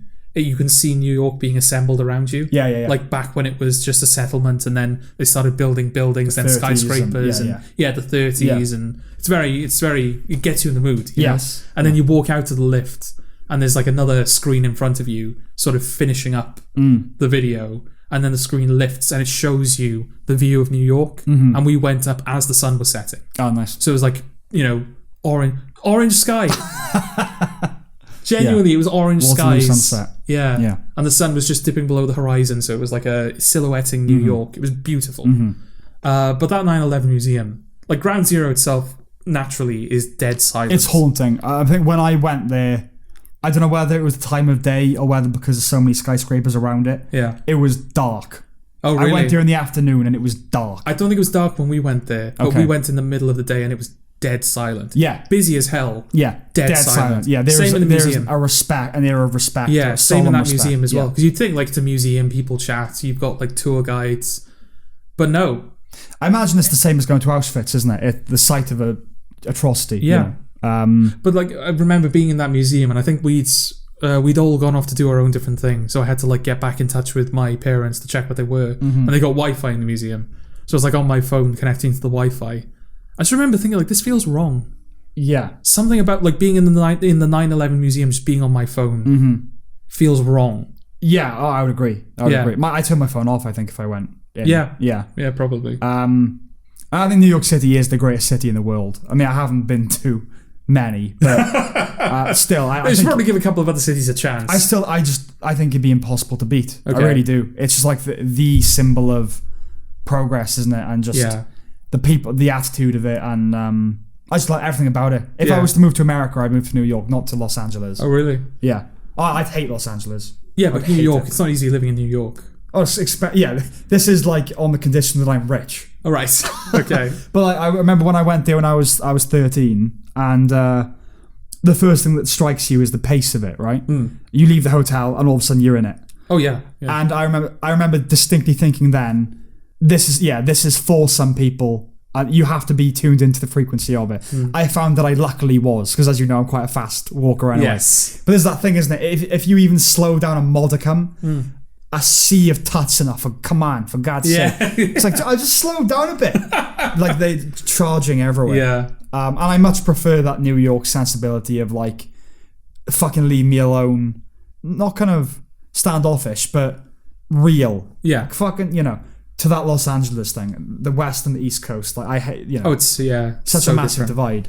Well, East Coast for me, hands down. But so I've been consuming a lot of stuff about that, and I saw it I think a couple of years ago, but I saw it again. Have you seen George Bush at Ground Zero like a couple of days or a week or so after it? I'm not sure. He's talking to like all the construction workers and all the firemen and all that sort of thing. He's obviously he's renowned as being quite a dippy president. Yes. But there was this moment, 9/11, right? When I re-indulge in all of that, it makes me patriotic, but as like to be an American. Oh, really? It makes me genuinely like I kind of almost wish that I listened to Dave Rubin the other day, and he was talking about his experience from 9/11. He lived in New York at the time. He said, and he'd gone to a basketball court, and you just play with strangers basically. He's playing with all these guys, and someone like tripped someone up or something. It was like a few days afterwards. So then there was almost a massive fight, and then just as they were about to hit each other, they just started sobbing and hugged each other. And it was like, I've heard a lot of people say it was the last time everyone was united in America. That was the last thing. Yeah. Before that, basically, there was division, but people were on the same page. Yeah. That really brought everyone together, and since then, it's just flown apart. Yeah. So it makes me nostalgic that I kind of wish that I was of an age to have appreciated that. But it does. It makes me feel like, I'm with you, Right. Because he's in the... They show like a film. There's like a little theatre in the 9/11 museum where they play a film, and he's obviously in that. Yeah. I think Obama was in that as well. Right. It was him, Obama, and I think Clinton. I'd be interested to see if Trump is in there now, because I'm assuming the only reason Obama was in that documentary, which I think it's only for the museum, I don't think it's available anywhere else.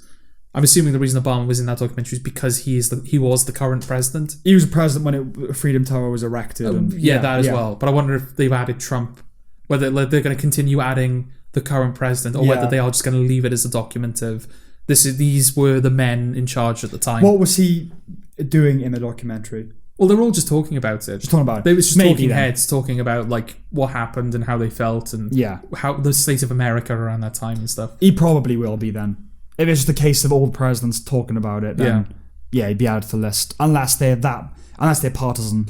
It's like, I'm trumping on 9/11 museum. But New York, he's from New York. That's true. That is true. Yeah. So it'd be weird really if he wasn't included.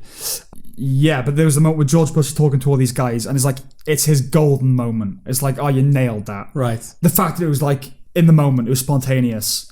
And you can see, despite the context of the situation, he's proud of himself after he says it. Okay. He kind of goes, I was fucking cool what I just did. Someone on mic? You didn't say it. No, I'm joking. Okay. He's like, he forgot to turn his microphone. I was like, I fucking cool. Nailed it. I nailed it. No, that's Bill Clinton. Yeah. I nailed it. What is Bush? Yeah, he's a tricky one. Yeah. Because when people do impressions I nailed it. I nailed it. Sort of like that, yeah. When people do impressions of him, it's him fucking up words, isn't it? Yeah. They don't do the voice, they do the bizarre speech patterns. I remember in comp doing an impression of him back when I was like a liberal, and just doing his "we will not falter, we will not fail," but doing it cross-eyed. It's like, "We will not falter." Yeah. We will not fail. Like really earnest speech. It won't mean anything to the listeners. It won't. I did that cross-eyed, basically. Yeah. But anyway, so he's talking with a megaphone, but people still can't hear him, right? And he says something, and then a guy back goes, "We can't hear you." Yeah, probably New Yorker. And he goes, "I can hear you." Right? And they'll go, "Yeah."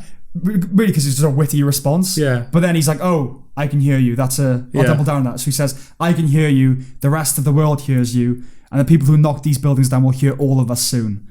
And I was like, "Oh, yes, you fucking nailed that, George Bush." Do you know what I mean? It made my heart swell. Yeah, fair play. And like you could tell, you went, "I did a good thing there." Yeah. I nailed it. And you would, wouldn't you? It's like, I made a momentous thing just happen.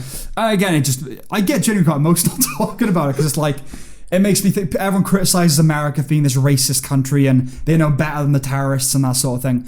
And I think we, as in the West, the type of people that after 9/11, the day after 9/11, evacuated all of Bin Laden's family in America for fear that there would be reprisals, attacks against them. That's who we are. Yeah. Do you know what I mean? Yeah. And actually, a rare occasion of me agreeing with Hillary Clinton. She was on Howard Stern's show, and she was talking about being in the room when the SEALs were carrying out their Bin Laden raid and being in like the Situation Room watching it. And she said that we the people that we killed a bagman, they're known as, and him, and I think one of his wives who was like defending him or something. Said, but everybody else we escorted away from all the helicopters so they couldn't be hurt and everything. So that's who like America is. So I don't know, I've been indulging in that. Okay. So freakishly enough, I've also been rewatching Friends, and I've just arrived at the point around which 9/11 would have happened. Right. Season 8, the start of season 8. And I was watching an episode, I think it's like episode 3 or something, and I saw something I'd never seen before. And there's something with Friends, you've seen every episode 20 times, even if you haven't watched it, you've said. Yeah. But there was new stuff. The episode ended, and there was like 5 minutes left. I was like, what? And then this text came up that said, this was originally intended to be part of the episode, but after the events of September 11th, the writers came up with a new storyline and put that in instead. Now, with all this time having passed, we hope it can be enjoyed with the spirit with which it was originally intended. And it's Chandler and Monica going on their honeymoon. In the actual episode, the kind of gag is that at the airport and at like the hotel, they are always pipped to the post by another couple on their honeymoon, right? Who get the last honeymoon suite and who get the last first class upgrade. And they're like, "We are you," but just 10 seconds later, But the original thing was they're at security, and it's a sign saying, "Do not joke about bombs" or anything like that. Oh shit! And Chandler makes a joke about a bomb, or something like that, or a gun. And he's swiftly escorted by security into another room. And he's like, "You keep saying, no jokes about bombs. Surely the sign should say no bombs. You shouldn't be going after the guy that's joking about bombs. I'm sorry." And that's the joke of that episode. Yeah. But that's another lockdown VU where I was absorbed. It was 9/11, the anniversary of it. And all of a sudden I see this 9/11 episode. Okay. But you can see why it wasn't included. Yeah. But I was reading an article about it because I was like, when did this happen? When was this put back in? I think it was around 2015. I guess for Netflix, when it went on Netflix. Oh, probably. But all these articles saying, I can't imagine anything like this ever being greenlit again. It's like, it's not that bad. You know what I mean? No. It's tame. It's not like they're making a joke about... The joke is that he is that insensitive, I suppose, to the... Yeah. To security. My final note on Friends. Okay. We've talked about this before. Did the theme tune change at some point? Not fundamentally, but where they emphasized a certain harmony above another one. I think it's definitely different to the release of that song. Yeah. I think the song came out first, and then they wanted to use that as the theme song. No, I think it was written for Friends. Oh, it was written for Friends. I think the version that's in the show is a re-recorded version. It's not the version that was released commercially. It's the same version, but I think just the octaves are... Okay. But I swear that when I was growing up, it was always the thing you heard was, I'll be there for you. Right. But now it's, I'll be there for you. That seems to be the foregrounded thing. Okay. And I don't know whether I have changed or the show has changed. Right. Because it felt like at some point a switch was flipped. No, I just hear the higher one. It's always been the higher one. Because I remember thinking that it can't be. I had the commercial version on a tape. And it would repeat. Like my uncle did it for me, and it was like a 45-minute tape. Right. But it was just the Friends theme song. And that was the lower version, and that caught me off guard the first time I listened to it. It was like, well, this isn't the proper version. Because yes, I've listened to the original version recently, and you do hear the lower one more. But I swear, growing up watching Friends, you heard the lower one. And then at some point you heard the higher one. No, I from my memory of it, I've always heard the high one. Okay. I think it's the ear. I genuinely do. Okay. Because I would bet all the money I've got, which isn't much, but all of it on the fact that... if you bet all the money that you had, I'd end up having to pay you money. That's how little money you have. You have negative money. No? You'd be surprised. Oh. You'd be surprised. Should we bet money? No, as in I feel like at some point I just heard that higher harmony. Okay. You know what I mean? When in a song sometimes, I know I can't unhear it. It does definitely feel like it's more at the forefront. Yeah.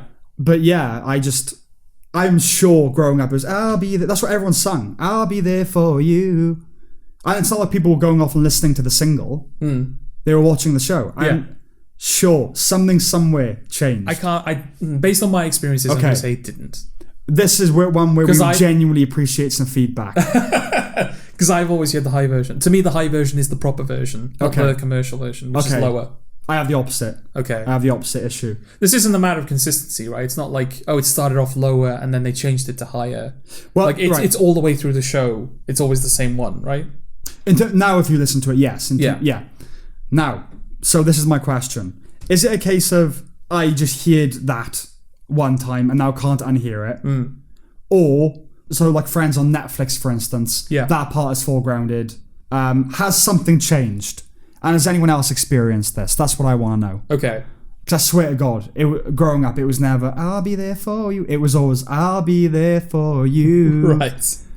So write in. Please, for God's sake, write in. I was going to say, okay. I was going to say, in terms of consistency, this is the final point I make. It's because it's a point that I was going to make when we were talking about Persona 5. Right. But I forgot to.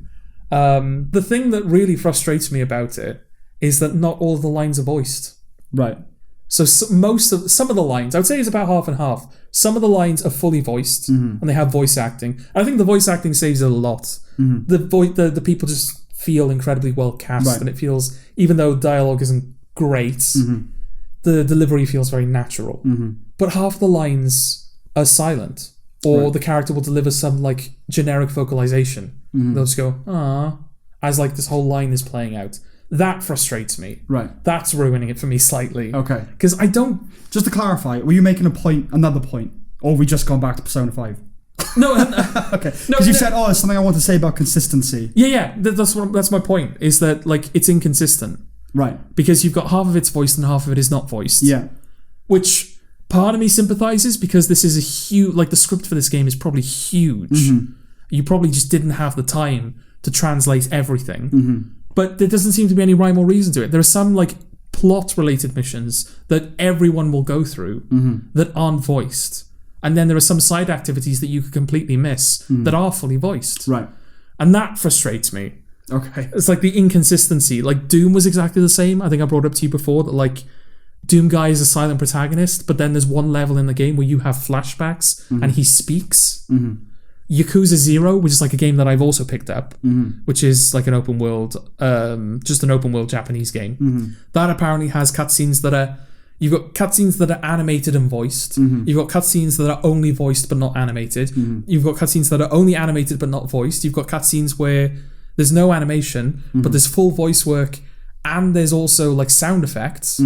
It's all over the fucking place. I think you have quite an Aspie problem though. Genuinely. This is going to be my question. Do people just not care about consistency? It depends on the type of consistency. Okay. Consistency is a neutral value.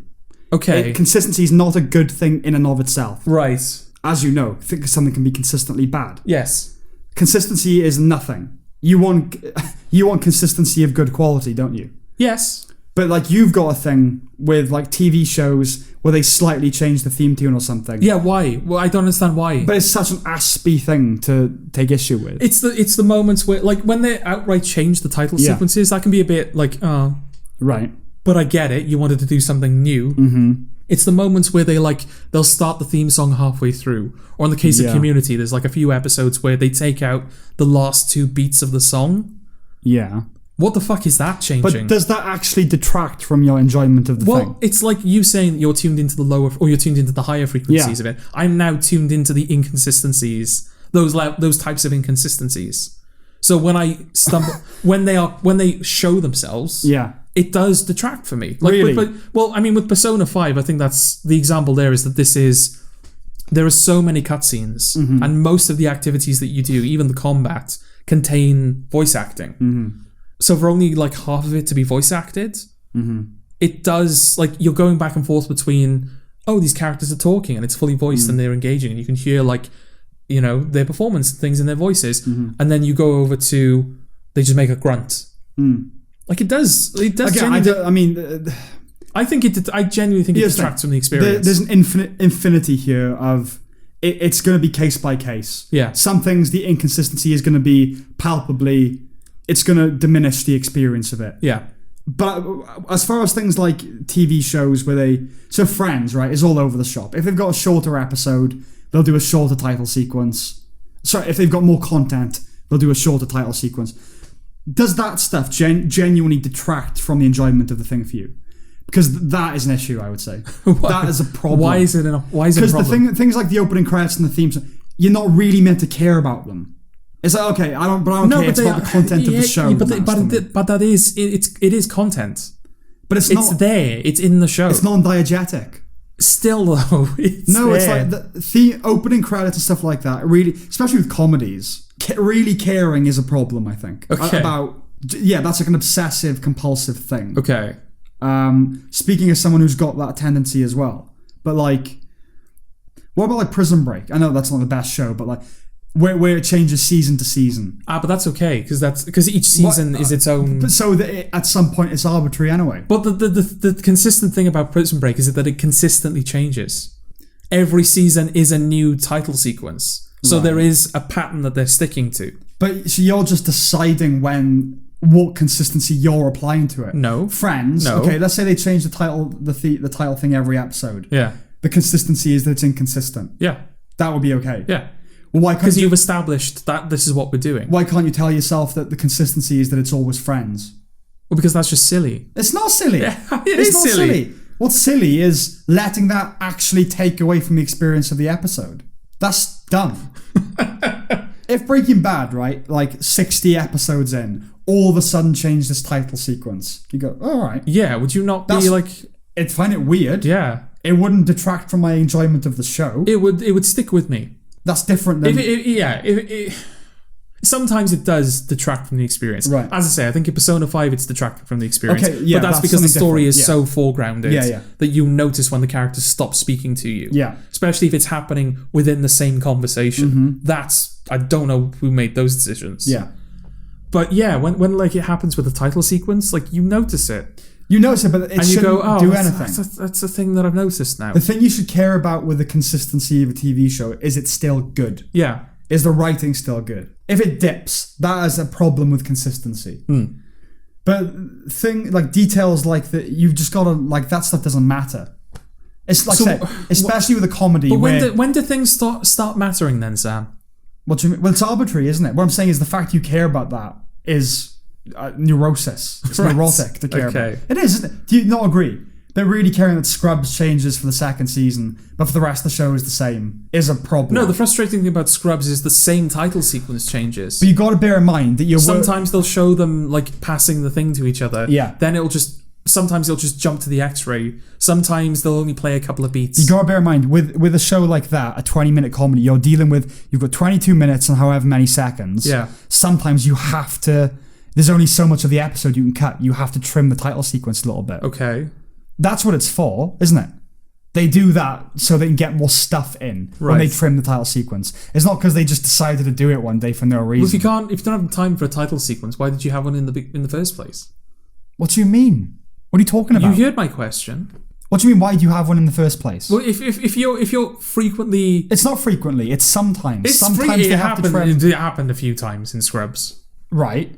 So, where you just get like the X-ray and I'm no Superman. Yeah. Right. Okay. So if they're frequently finding themselves in a position where they have to cut the title sequence or cut large portions of the title sequence, why do you start the title sequence? More often you clearly can't accommodate for it anymore. But more often than not, they don't do that, do they? Most of the time, it is the traditional title sequence. And then occasionally, they do the trim back version. Yeah. Right. So most of the time, they do have time for the title sequence. But you're not listening to me, Sam. I am listening to you. I don't feel like you are. What point are you trying to make? My point is it's annoying and stop it. No. What point are you trying to make here? That is my point. Is that it's frustrating. Why is it frustrating? And I want people to know that, I noticed this shit. But I'm also curious to know if other people notice this shit. Of course people notice when the title sequence is slightly different. But it's nothing more than a mental footnote. Oh, the title sequence is different. All right. Now we'll get on with the episode. Especially with a 20-minute comedy where you are so constricted by... You're on a network... You're not on cable. You can't just do whatever you want. Sometimes you have to cut it down a little bit.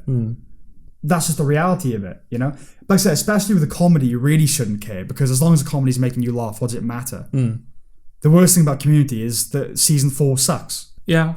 Not that they change the title sequence every now and again. But that's it. You have to admit that to some degree it's arbitrary. Because the very fact that if it was different every time, you'd be okay with. Yeah. You're just drawing the line at like occasional inconsistency. What if every other episode it was different? Again, episode 1 is this thing, episode 2.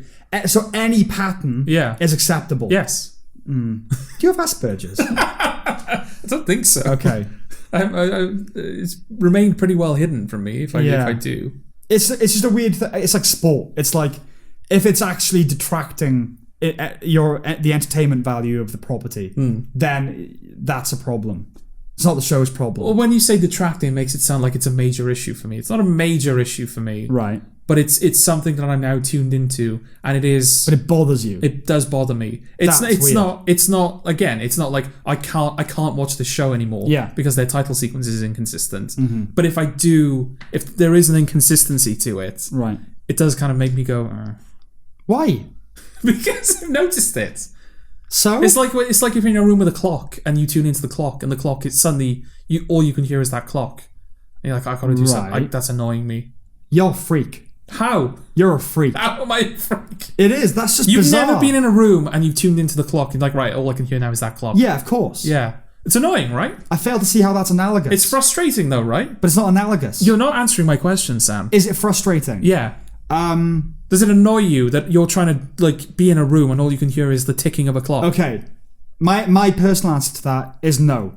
I can't ever say I've been annoyed by hearing the ticking of a clock. That's freakish. But I know that's a thing. Yeah. Yeah. I mean, getting annoyed by it is weird. But the ticking of a clock is like, oh, I can't unhear that now. Yeah.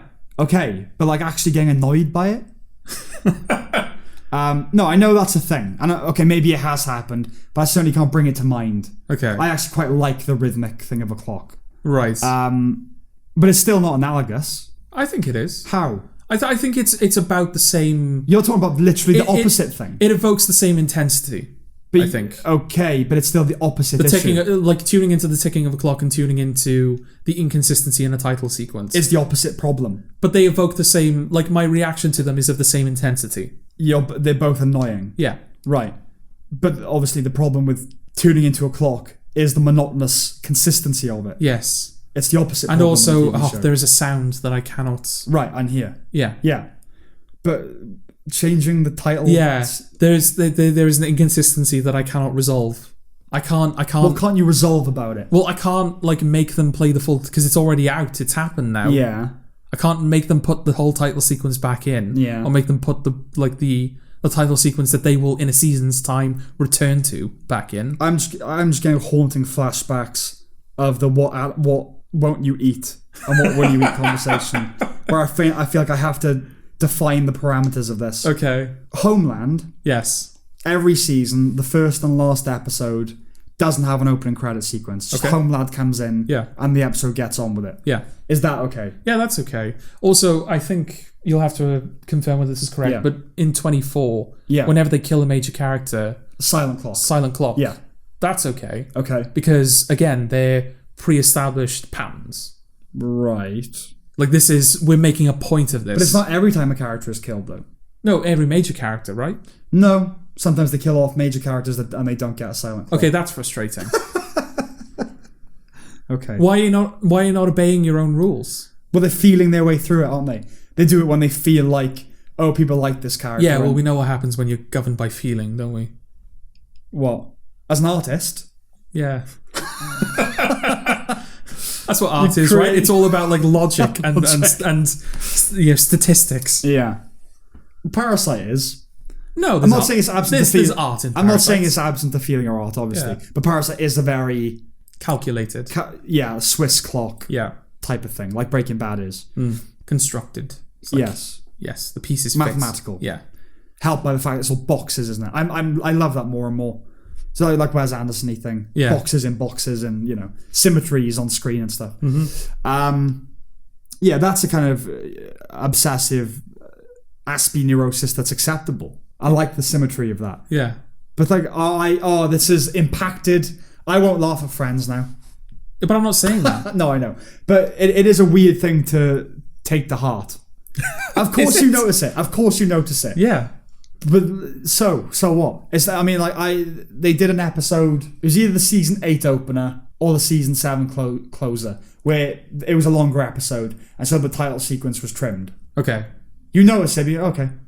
Right. I've noticed that now. Yeah. They obviously have more content. Okay. And you just crack on with it. Well, then don't do the title. At all. Well, just like if you're in a situation where like, right, we need to cut the title, do it. Do it. What do you mean? Get rid of it. If you for all of the things. Well, yeah. This is your thing as well. The perfect is the enemy of the good. You try to perfect. You're too perfectible. Okay. Now that's different. Like I'm thing with a script, it never gets written because I can't, make it perfect. But like from the podcast, for instance, you've gone back. It's good. It's a good thing that you've done. But you've gone back and changed all the thumbnails, didn't you? I don't have that to that degree. I'm all about like just get better as you go along. Don't retrofit things. Yeah. Because where does it end? Yes. See, what you want the writers to do is try and predict every limitation they might have going ahead. Like, right, if we think that sometimes we might have to slightly trim the opening credits, that means we should never have them. Well, why would you hire these people if they can't predict any adversity? 10 years of content. Yeah. Because you need a title sequence, don't you? Well, no. Not every show has a title sequence. No, but the traditional Not every show thinking. even has a theme song. Some shows are just like, boom, this is our name. Let's keep going. Give me examples. Well, they're out there. Yeah, they are out there. But the conventional wisdom, rightly so, is that people will be in the kitchen and hear, Friends is on. Yes. Yeah. Although that's, now that we live in an age of Netflix, you can watch anything you want at any time. Yeah, that's sort of gone now, right? Yeah, and therefore so has the age of good title sequences. Yeah. I think there's a couple on Netflix, right? Oh, some have title sequences, but good title sequences, I mean. Give me examples. What's the techie one? Halt and Catch Fire? That's not Netflix. Is it not? No. What's that? AMC. Okay. Well, that's a good title sequence. That's a good title sequence. Mindhunter is okay. Yeah. That's a good tone setter. Daredevil was good from what I remember. It was okay. Yeah. The theme was a bit meh. Yeah. But I like the type of thing it was doing. Yeah. They're out there. They are there. But The Sopranos, like he wanted to start every episode with a different song. Yeah, which would have been fine. Yeah, but they said, you can't do that because how are people going to know The Sopranos is on? Yeah. Fair point. Get over it, basically, is what I'm trying to say. No. No, I'm not going to get over it. Well, I just want people to know that this is that people notice this, okay? Okay. This is, you can't just do it like, it's fine. It's like people do notice it. Most people don't care, though. Well, that's their problem, isn't it? No, it's your problem. Oh, is it? Yeah. I don't. You're the one with the problem. I don't agree with that. Well, you wouldn't. Wouldn't I? No. Okay. So we wrap up there then. You sure? This has gone on long enough, I think. Okay. Thank you very much. Cheers. Tuning in. Bye. Tuning in? No, they can't tune in. Yeah. For clicking. For clicking on. Clicking on. Clicking on. Thank you very much for clicking on. Yeah, cheers. Keep Bye. clicking on. Yeah. No, that sounds like keep calm and That was the idea. Oh, don't do that. Oh, sorry. Just keep clicking on us. It sounds like we're trying to inspire ourselves to keep clicking on. Keep clicking on us? Yeah. Keep clicking on Not us. unless you really contrive that keep syntax. Keep clicking on, comma, us. No one's going to read it like that. Keep clicking on us? Yeah. No one speaks like that. Don't they? No. Who says that? Ends the thing with us in that way. There's at least one person out there. Yeah, who doesn't listen. Who does that. Who's like, speaks like that. Oh, well, you occasionally go, well done, us. Yeah. But that's so rare as to even bother going into. Just wrap it up. Keep clicking on us. Yeah. Bye. Bye.